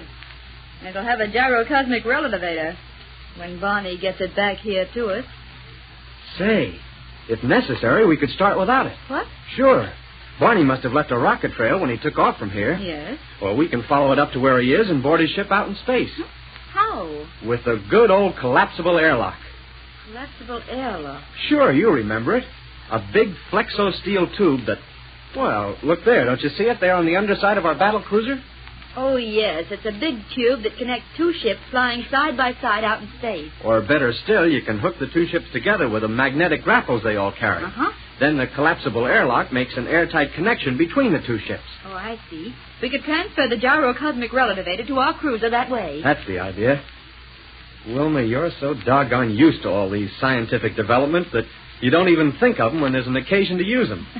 But having come from the 20th century, they're all so marvelous to me, I can't help thinking of most of the time.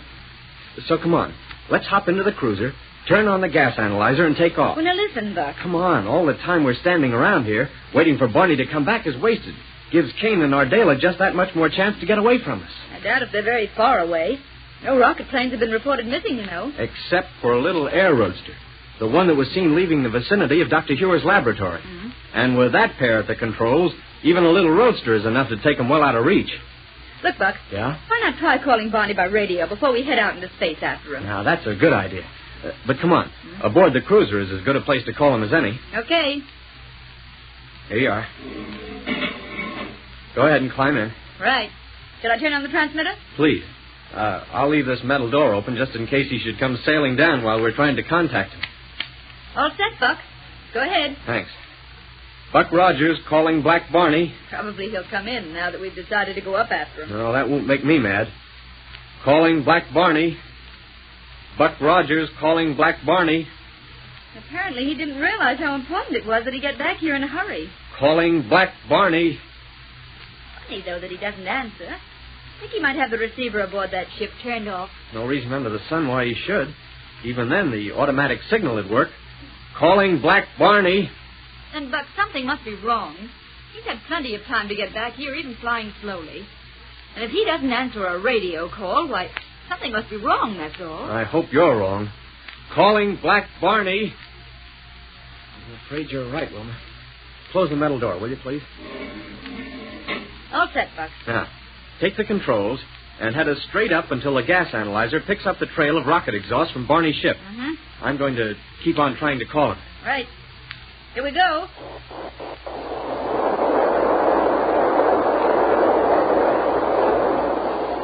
Now, don't be afraid to use plenty of power, Wilma, and swing us around in a wide circle as soon as we get some altitude. Okay, Buck. Calling Black Barney. Buck Rogers calling Black Barney. Calling Black Barney.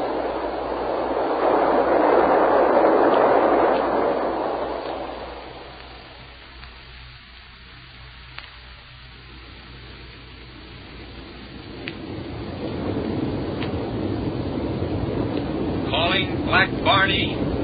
Buck Rogers calling Black Barney. Listen here now to me, Kane. You gotta let me answer that radio call. Shut up, Barney. And don't make any move toward that transmitter. Please let him answer, Mr. Kane. Be quiet, Willie. Buck Rogers calling Black Barney. Well, I guess it's no use, Wilma. But don't you see, Kane? They don't know where I'm at. They might even be thinking I run off with a rocket ship. This one. Which is exactly what you have done. No, sir. Why, if it wasn't for you, I'd have this ship right back at the center of space. Don't you see, Barney? You're in trouble, no matter how you look at it. The only wise thing you can do is come along and work with me. No, sir. There ain't nobody or nothing that can make me do it. We'll see about that later. Watch your navigation now. We're ready to land. Okay.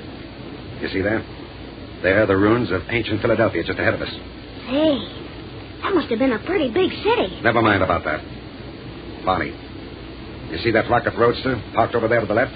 Yeah. Well, drop us down right beside it. And land easily so the rocket blast won't scorch up the entire countryside. Hey, you trying to tell me how I should order to land a rocket ship? Now, hang on. I'm going to cut the power. And coast down from here? Yeah. Turn on that power, Barney. We drop this far, we'll crack up. No, we can coast down from here easy. Turn on that power, you fool. Turn it on. Okay. There you are. Just as nice a landing as you could want. See, Mr. Kane? He told you he could do it. It's the gyrocosmic relativator. That's what kept us from crashing. You mean I didn't do a nice landing? Yes, I can see where that instrument will be of real value to us. All right, Bonnie. Yeah? Open the door. Sure. Well, if it isn't my old friend Black Bonnet. Huh? Ardala. And Willie. Well, what a surprise this is. Willie, I don't like this. No, sir. No, sir. Why, Bonnie, how can you say Hold it, a thing- Ardala. We've got work to do. Okay, what's on your mind, Mr. Senny? Did you break into Here's laboratory as I told you to? Absolutely. How about the scientific instrument I told you to bring along? You mean that... Don't name it. The point is, did you get it? Sure. It's right there beside the rocket roadster. That big package there. Then, Bonnie. Yeah? Go over there and get that package and put it aboard this ship. Well, now, listen, Kane. Go ahead, Bonnie, and make it fast. Okay. Only you don't need to be tough about it. Willie. Yes, sir? In on the control table of this ship, you'll find some scraps of paper. Get me one of them. What kind of paper? Go ahead, get going. Yes, sir. I'll get it. Okay, now what? Where do you want me to put this, Kane? Inside the ship, I said. On the floor, anywhere. Okay. Ardala, keep an eye on him to make sure he doesn't try to touch the controls and get away. Right, Kane. Here's a piece of paper, Mr. Kane. Good. Now, hold still so I can write on it on your back. That's it. Now what, Kane? Just keep your eye on Barney for a minute until I finish this. Okay. There, that'll do it. Now, Willie. Yes, sir? Your job is to deliver this note to Captain Buck Rogers in Niagara. You can fly over in that little rocket roadster. And I want you to make time, you understand? All alone? You can fly that roadster, can't you? Sure, I guess so, but I don't think I know the way to Niagara. Then find your way. But how about Mr. Barney? Never mind about Barney. Get going with that note for Captain Rogers. Oh, now listen, Mr. Kane. Get out of here before I... All right, I'll go. Well, that's that. Ardala. Yes? Didn't leave anything of value in that roadster, did you? Nope. All the weapons I brought along are right here. Good. Now, let me into that control seat. Are we taking off? Just as soon as little Willie gets started back toward Niagara. Willie? Niagara? Look through this window, Bonnie, and you'll see that he's about to take off in the air roadster. But he can't run that ship, Kane. He'll crack up. He'd better not. He's taking a message to Buck Rogers. There he goes. Kane, I tell you, the boy can't fly. And here we go.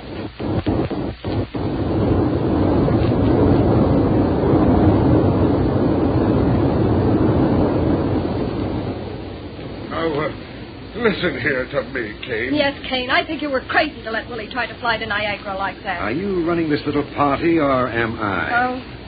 Bonnie. Bonnie! Yeah? Watch closely, and I'll show you how to keep from leaving a rocket trail. What are you going to try to do, Kane? Cut the power and coast into the place we land. But we'll smash up. Use your head, Ardala. This ship is equipped with a gyrocosmic relativator. But you're not going to make our headquarters so close to the place we left Willie, I hope. Absolutely.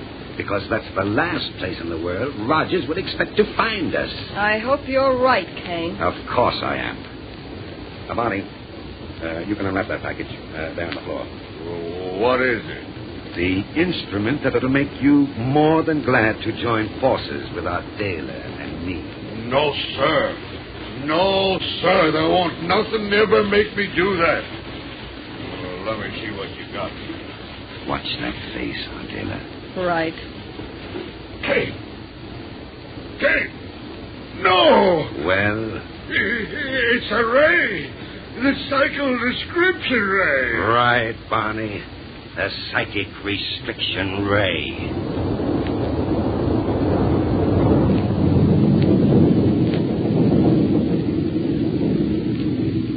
Yes, I'm afraid that although it won't hurt Barney, that ray will make him perfectly willing to do whatever Kane says.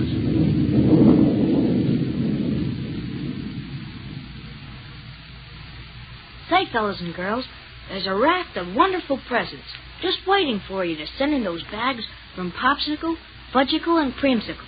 I picked out the presents. Yep, skates, fishing tackle, a candid camera, dolls, bracelets, wallets, and, gosh, hundreds of swell things. Get your friends to help you save bags. The more you save, the better presents you get. And don't forget, a valuable gift bag is wrapped around every single Popsicle, Creamsicle, and Fudgicle. Now make today Fudgicle Day. What a treat. Real creamy chocolate fudge frozen on a handy stick. Only 5 cents for a big one.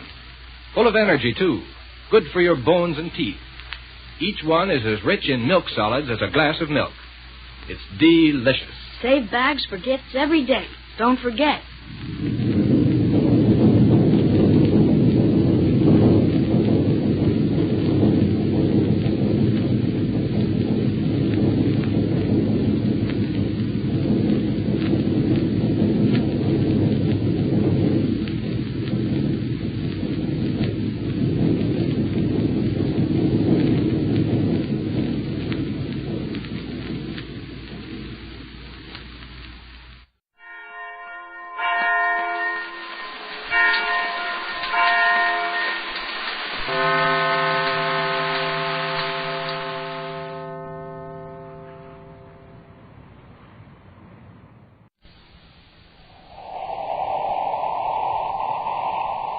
Wheat Chex, Rice Chex, and Good Hot Roastin' present Space Patrol! High adventure in the wild, vast reaches of space. Missions of daring in the name of interplanetary justice. Travel into the future with Buzz Corey, Commander-in-Chief of the Space Patrol! In today's transcribed adventure, Buzz and Happy are on Venus on a farm where food is chemically grown in large tanks. As they walk toward a building where Tonga is held captive, huge sun mirrors atop several tall towers turn ominously toward them. Oh, but rockets, Commander, it's really getting hot all of a sudden. Yes, waves of heat. Even for Venus, this is unusual. Gee, my eyes, what a glare. Don't look at those reflectors. They'll blind you. Let's run for the building and get out of the sun. Happy, look out. They're focusing those sun mirrors on us. A whole battery of them are pointed right toward us. Maybe we can dodge them. Run back this way. Commander, they've got us surrounded by the heat beams, and they're closing in. If they hit us with all of them at once, we're finished. We'll be back in just a moment with today's Space Patrol story, The Space Shark. It's the cereal of the future, the real space cereal. The cereal that's different from any other cereal in the universe. The cereal you see on Commander Corey's own breakfast table. Delicious Rice Chex, the cereal with a flavor like no other flavor in all the universe. Delicious Rice Chex, swell-tasting shredded rice, spun in that modern bite-sized design for easy eating. A real space cereal. You see, there's space inside those biscuits so they can fill up with milk or cream. Try it today, gang. The only bite-sized rice cereal in the universe. Rice Chex, the one and only official checkerboard rice cereal. Rice Chex, one of the super cereals that helped us supercharge you. Rice Chex, at your grocer's in the red and white checkerboard package. Get it today. Crisp and delicious. New and different. Golden bite-size Rice Chex. Commander Corey and Cadet Happy have just blasted off from the planet Saturn, where they've been investigating mysterious contamination of chemically grown food shipped from Venus. In the meantime, Tonga, the assistant security chief, is also doing some undercover investigation work on Venus, working as a chemist on one of the farms. Now, through the nose port of Terra 5, Buzz and Happy watch Saturn's shining rings looming up large before them. Raise our vector about 5 degrees, Happy. Want to clear the rings with plenty of space to spare. Yes, sir. You know, it's too bad anything so beautiful is such a menace to spaceflight. But by the time you're close enough for them to be a menace, the rings are no longer beautiful. No, because you can see the individual hunks of rock making up the rings. And yet from a distance, they look as though you could ride a circus car around them like on a smooth racetrack. Only in this case, it's the racetrack that does the moving. Well, it's 1100 hours Universal Star Time, Happy. We ought to be hearing from Tonga pretty soon. I hope she found out more about how that food is getting contaminated than we did. Those samples we examined on Saturn turned bad after they arrived from Venus. So maybe the chemical farm they came from is still pure, huh? Not necessarily. Perhaps a chemical with a delayed action was put into the hydroponic tanks. Tonga calling Commander Corey. Tonga calling Commander Corey. Corey here. Go ahead, Tonga. Commander, how soon can you come to Venus? We just blasted off from Saturn. It'll take at least 3.5 hours. Something wrong? Why, no, to the contrary. I found out how those harmful chemicals are getting into the hydroponic tanks. Good. A group of racketeers are trying to force the farm operators to pay for protection. They've bribed workers to put the contaminating chemicals into the tanks. Then, for the owners who pay the price, the tanks stay pure. Who's behind this gang? I don't know yet, Commander, but I think I will by the time you reach Venus. Where are you now? In the women's dormitory at the farm. I'm just about ready to report for work at the lab. If you leave your miniature spaceophone in your room, be sure you hide it carefully. I keep it with me, Commander. It's safer. You want us to come directly to the farm when we reach Venus? I'll let you know later, Commander. By the way, I'm working here as Miss Bird. All right, Tonga. Be careful. Corey out. Gee, Commander, Tonga seems to have found out more in a week than all the other agents have in a month. She's a good security department operator, Happy. No, we'll clear the rings. Change vector for Venus. Yes.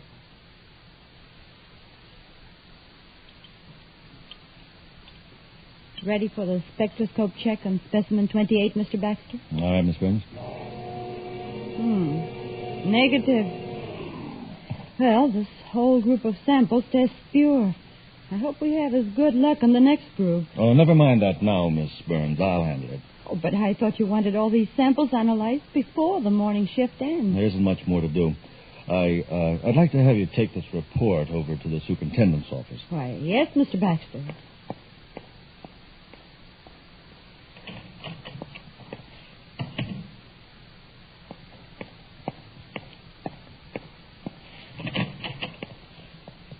Come in, Eggle.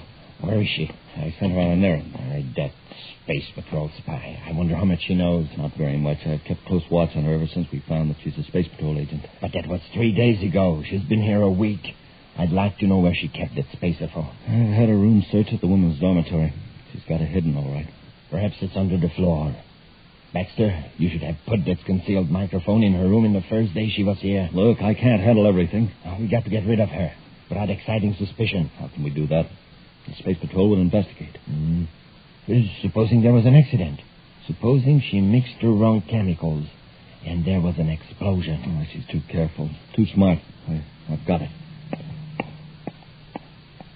This will do fine. What is that? A harmless chemical used by Miss Burns almost constantly. But this bottle... Someone might easily confuse the names of the two chemicals. They're very much alike. What does this chemical do? A few drops mixed with any acid solution will produce a deadly gas. A gas that soon dissipates. After a few seconds, when it's mixed with air, it's harmless.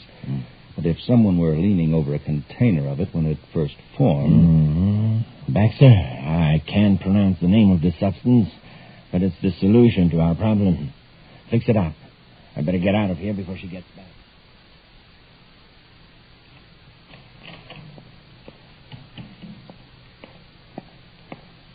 The superintendent said he'd check the report later, Mr. Baxter. Typical. He hollers his head off or something and lets it sit on his desk for 3 days. Miss Burns, would you take over here? Of course. I've got to rush over to tank number 5. I'll be back as soon as possible. Right, Mr. Baxter.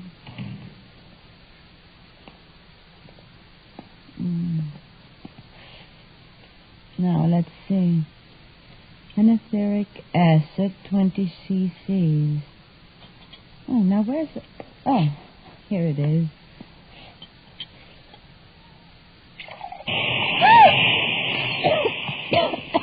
Oh.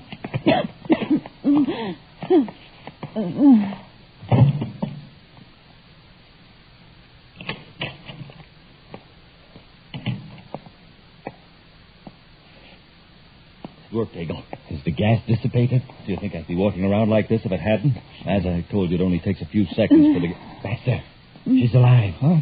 Look at her. She's moving, tugging at her throat. She must have jerked her head back before it got into her lungs. Now what do we do? This makes it awkward. Let me think a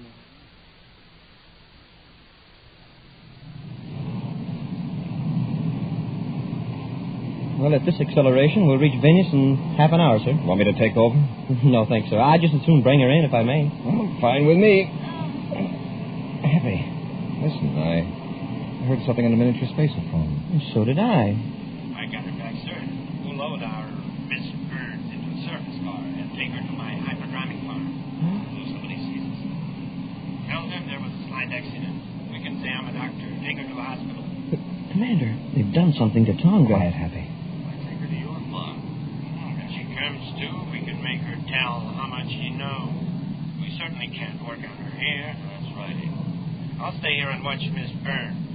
We got to get a surface car. Go on, get moving. Tonga managed to click on her spacer phone, so she's probably not too badly hurt. I wish they'd keep talking so we could find out who they are and where they're going to take her. Baxter and Eagle. Eagle has a chemical food farm.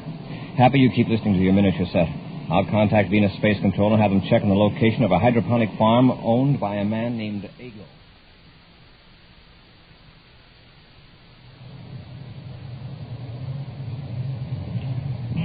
Our passenger seems to be very quiet back there. Well, apparently that gas just missed being totally effective. Here, pull up in front of this building. What's this place? A couple of storage rooms and a solar mirror control.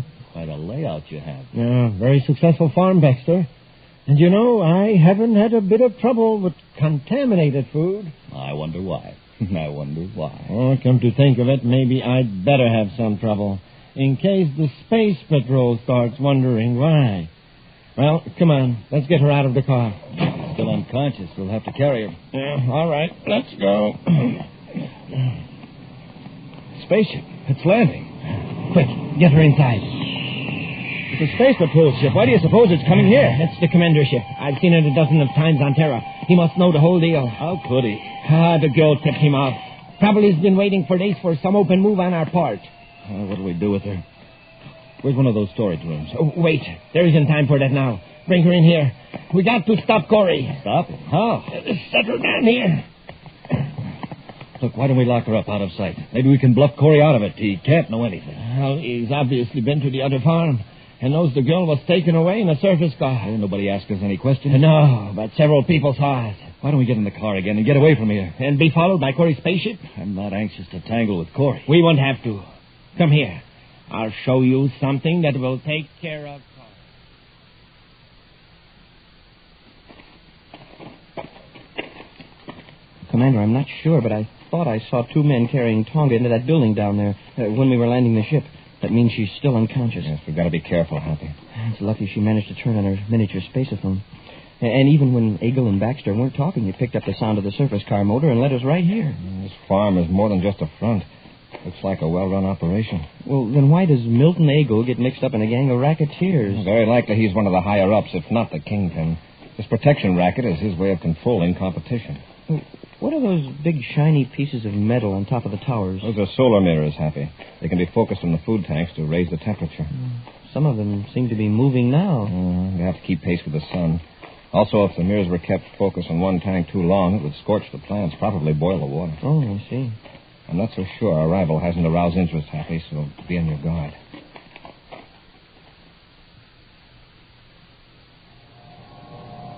Get the idea now, Baxter?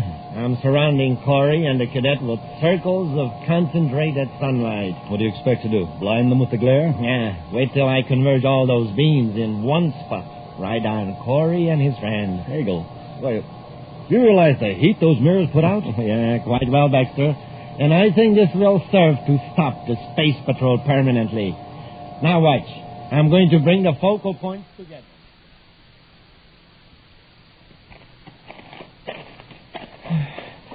Gee, Commander, sure is getting hot all of a sudden. Yes, waves of heat. Even for Venus, this is unusual. Smoking rockets, my eyes. What a glare. Don't look at those reflectors. They'll blind you. Hey, let's run for the building and get out of the sun. Happy, they're focusing those sun mirrors on us. There's a whole battery of them. Maybe we can dodge them. Run back this way. Hey, Commander, we're surrounded by heat beams, and they're closing in. They hit us with all those at once. We're finished. We'll be back with Space Patrol in just a moment. Right now, here's the story of a cosmic surface car in trouble. Listen. The trouble? Nothing to go on but ordinary fuel. You hear that? The driver's filling up the tank with super fuel. Now, something's going to happen now.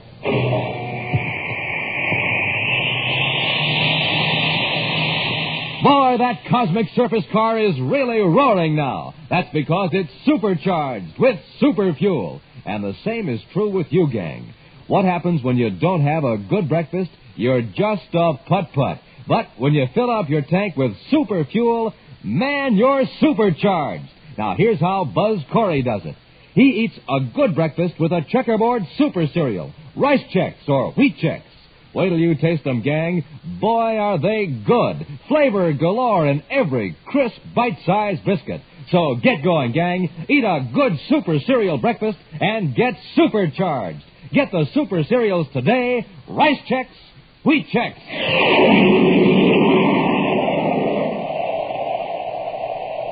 Buzz and Happy are on the grounds of a chemically grown food plant on Venus in an attempt to rescue Tonga, abducted by two men who've been putting poisonous chemicals in the food tanks of competing operators. The two conspirators, Milton Eagle and Richard Baxter, have seen Buzz and Happy approach the building where they're holding Tonga. Eagle has focused several sun mirrors toward the two space patrolmen, surrounding them with heat beams. Inch by inch, the circles close in around Buzz and Happy as Eagle tightens the wall of searing heat. Look at them, Baxter. Ha! They can't move in any direction. Grass all around them is burning. Yeah, and a few seconds ago it was fresh and green. It must be stifling inside those beams. Look at them. Even from here, you can tell they're gasping for air. Well, we might as well finish them off. Oh, no, you don't. Grab her, Baxter. Let go of me. Get your hands off of that panel. Pull her away, Baxter. I'm trying to. Let go of me. Why'd you come away? Let go of me. I've got her, Eagle. Now I'll finish off Corey and... she cut off the beam. Get them on, quickly. There isn't time. Corey and the cadet are headed toward us. Drag the girl out to the surface car. Quick. Quit struggling, do you hear? Take your hands off me. We haven't got time to pamper you, Miss Burns. There. Now you can carry her. And hurry up into the car. They're getting into the surface car. They've got Tonga. Hurry up. Stop! Hey, come back here! It's no use, Hap. Doggone it, a few more steps and we'd have made it. Back to the ship. We'll blast off and trace them. They won't be able to get far.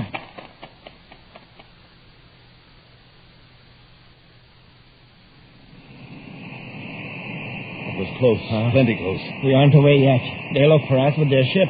Maybe put up a roadblock. Confounded girl. Why don't we get rid of her for good? Throw her out of the car. No, you fool. As long as she's with us, Corey won't get robbed. Where are you taking me? That's a good question. Where are we taking her? We're going to blast off for Neptune. Blasting up for Neptune? In this surface car? You must really have knocked her silly, Eagle. I got a spaceship in a private spaceport a couple of miles from here. With a little luck, we can blast off before Corey spots us. With a little luck, I think I've got them, sir, on the miniature set. Yeah, that's them all right. You just leave the driving to me. Watch the girl. Where on Neptune are you taking me? To a place where the space patrol will never find you. I suppose you've got a hideout in the mountains somewhere. No, not quite. There's a small settlement along the Krolog River, just about 60 views east of Neptune City, where we won't be found. Wouldn't a big city be better? People wouldn't ask so many questions. I know what I'm doing. Well, we know where they're going to take her. Hope we can rescue Tonga before they get her aboard the spaceship. Hey, Commander, there's a surface car down there on the highway. Do you suppose that's the one? Very likely. Let's cut down our speed.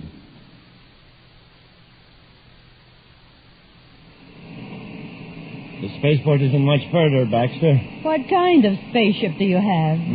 Such an inquisitive woman. But I'll tell you, I'm rather proud of it. It's a Class B space cruiser, one of the largest private ships made. A Class B space cruiser. How nice. It must be Venus Registry, then. Yes, Venus Registry. Anything else you want to know? Hagel, we're being followed. By a surface car. None showing on a highway radar. No, a spaceship. It's pretty high up, but it's hovering. There's some binoculars in the compartment. See if you can make out what ship it is. All right. I don't like the looks of it. Why would a spaceship be traveling so slowly over this part of Venus? It's changing direction now. You can get these glasses, folks. It's a space patrol ship, Terra 5. Corey again. Maybe he didn't see us after all. There were other surface cars on a highway near my farm. Wonder how he happened to follow this one. Strange. Miss Burns, why do you keep playing with that locket? I didn't know I was. Give me that. How dare you? Oh, rather large for a locket, isn't it? Snap it open. Well, now isn't this interesting? What is it, Baxter? Miniature spaceophone. So that's how Corey's been able to find us. We really ought to fix this girl now. Shut up, you fool. Turn the spaceophone off. Just a minute, Eagle. I know where you are and what you're up to. If either you or Baxter harm Tonga, both of you will regret it the rest of your lives. Well, so your real name is Tonga, the assistant security chief. That's right. Corey, I got a proposition to make to you. What is it? If we turn Tonga loose, will you let us alone? You know I couldn't make a bargain like that. Well, I'm willing to take a gamble, Corey. I know you'll keep after us, but I'll trade Tonga for a few minutes' time. There's a small check a few hundred yards down the highway. I'll leave Tonga there. How about it, Corey? It's your best chance to get her back safely. All right, Eagle. I'll get you anyway, but I warn you, don't try to double-cross me. Cut the spaceophone off, Baxter. It's off. Here's the shack. We got to work fast.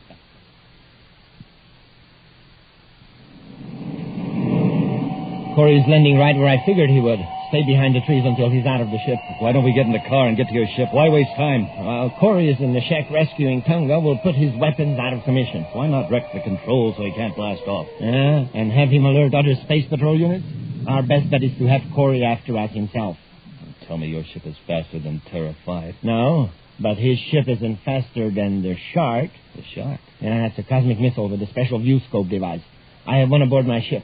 And once it's launched at Corey's ship, he can dodge it or outrun it. Yes, and with his own cosmic weapons out of commission, he can't fire at the Shark. That's right. He can run all over the solar system. But sooner or later, the Shark will get him.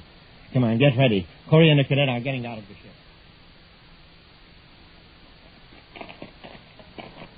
Here's the shack, sir. I sure hope they kept their word and left Tonga here. Eagle and Baxter are putting a lot of faith in a few minutes' head start. It won't do them much good. Try the door, Hap. Hey. Commander, Happy. Are you all right, Tonga? Yes, Commander. Oh, they've got her tied, hand and foot. To give them more time, they probably would have locked the door if they could. Here, I'll cut those ropes, Tonga. Thank you, Commander.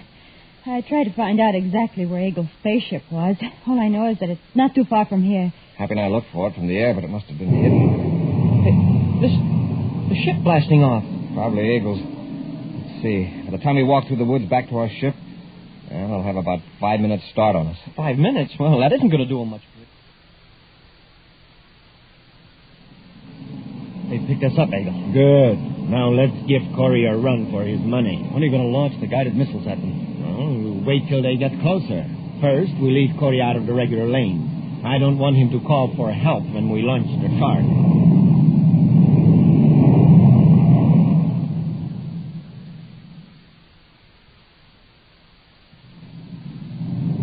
We aren't gaining very fast, sir. They must realize they can't escape.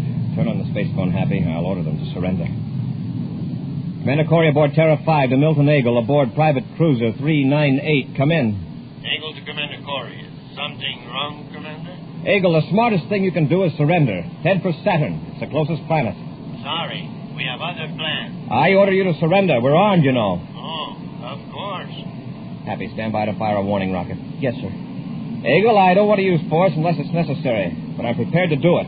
Commander, something's wrong with the firing mechanism. What? The electronic controls are out of order. What about number 2? Well, they're all out of order, sir. That's right, Commander. Baxter and I took care of that while you were rescuing Tonga. We can still overtake you, Eagle. Meanwhile, we can call units from Saturn. You're going to be pretty busy, Commander. Baxter and I are sending you a present. Catch. Eagle, if you fire on a space patrol ship, you'll be blasted out of space. Commander, look at the view scope. Something's leaving their ship. It's not a regular missile, sir. It's too slow. It may seem slow now, Cadet, but wait. Eagle, what did you just release? A weapon with your picture on it, Commander. It's gaining velocity, sir. It's a guided type missile with a cosmic warhead. Have fun. Eagle out. Happy. Change vector for Saturn. For Saturn, sir? Yes, and put on all the acceleration we can stand.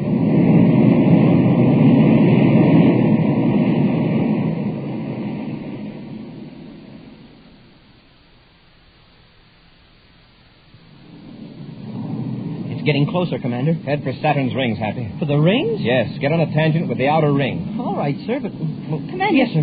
The rings are made up of big chunks of rock. If we get too close... That's the idea, Tonga. We'll get as close as possible. We're going to let those rocks run interference for us. What an idea. Just like football at technology school. Blocking back, trailing you. Tonga, bring the forward viewscope up to full sensitivity. We'll pick out a nice big rock. Yes, Commander.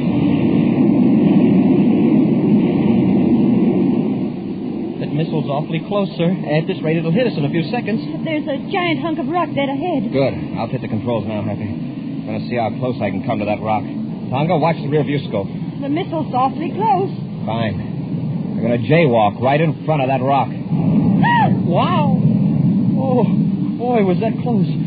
Smoking rockets, have you ever seen such fire? Watch the rear viewscope. The rock. It blew up right behind us. Guided missile hit it. Oh, that was luck.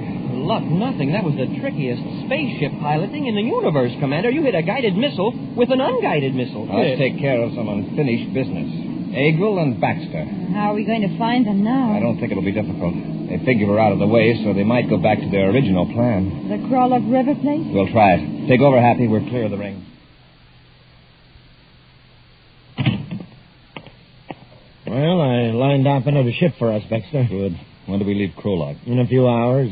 One of my men is bringing a ship in from Neptune City. It can't be too soon to suit me. I don't like this place. Ah, what are you so jittery about? We don't have to worry about Corey anymore. I know. I just don't like Neptune. I'm used to Venus. You get plenty of sunshine. Get your hands up, Eagle. You too, Baxter. Corey. Get the weapons, Happy. Yes, sir. Corey, how did you... The guided missile, you couldn't have escaped the shark. The shark, if that's what you call it, stubbed its nose on a rock just off Saturn. As a pet, it wasn't too trustworthy. You were so sure you'd finish Corey, I told you not to come here. Nah, Baxter. No recrimination. We gambled and we lost. Take it easy, Baxter. Like me. No, you don't, Eagle. Now, Eagle. Are you ready to come along? Yeah, sure. Okay, Corey. I'll come along. Yeah, you're not very agile, Eagle. You'd better stick to taking it easy, like Baxter.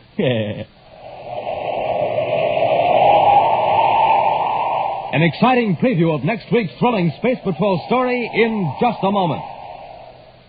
Hey, watch out. Hold everything. Here he comes down the rink so fast his ice skates are melting the ice. Wow, that's a checkerboard kid. He's supercharged. And a good breakfast with a checkerboard super cereal did it. A breakfast with swell-tasting instant roastin'. Here he comes again. Stand back. Jumpin' Jupiter, that boy's a winner. He's got the speed of Buzz Corey himself. And how about you, gang? How about getting supercharged so you can whiz along just like that? Just do this. Have a good breakfast with Instant Roastin', the hot super cereal. The delicious hot cereal that helps to turn on your starter. Makes you bright as a light and helps to keep you right on the beam. That's what it does for the Commander. That's what it'll do for you. Here comes the checkerboard kid again on those flying ice skates. Don't wait, gang. Be a winner yourself. Get supercharged. Eat a good breakfast with the delicious hot super cereal, Instant Roastin'. And now for a preview of next week's exciting Space Patrol story. Buzz and Happy and their spacesuits on a tiny asteroid are approaching a criminal who has stolen evidence that's needed to convict a crime syndicate. He's got the metal box, sir, with the evidence. All right, Shora. Come out of that crater and get into our ship. I'm getting into my own ship, Corey, and you're not going to stop me. All right, we'll come down and get you. Take one more step and I'll use this gun on you. All right, have it your way. I warned you. Drop, Happy. Wow, that was close. The gun chipped a hunk of rock loose as big as your head. Stand still, Happy. I think Shora means business. Yeah, he does. And it isn't funny business either. Be sure to be with us next Saturday for the exciting story, The Search for Asteroid X, when wheat checks, rice checks, and good hot roastin' again bring you Space Patrol! And now, an important message from Commander Buzz Corey. Did you ever read in the paper about a boy or girl saving somebody's life? Ever wish you could do something like that? Well, you can. Just join my Space Patrol blood boosters. Here's what we do. We try to get more people to donate blood to the Red Cross. When you get somebody to donate blood, you save a life. So, boys and girls, join my Space Patrol blood boosters today. Space Patrol, an original Mike Moser production starring Ed Kemmer as Commander Corey and Lynn Osborne as Cadet Happy, was written by Lou Houston and directed by Larry Robertson. Other players were Bela Kovac, Ken Mayer, and Nina Berra. Dick Tufeld speaking. Now, don't forget to tune in next Saturday and every Saturday when Wheat Chex, Rice Chex, and Good Hot Ralston again present the new, exciting Space Patrol! And be sure to see another exciting Space Patrol story on your local ABC television station. Consult your local paper for time and channel. Space Patrol comes to you transcribed from Hollywood. This is ABC Radio Network.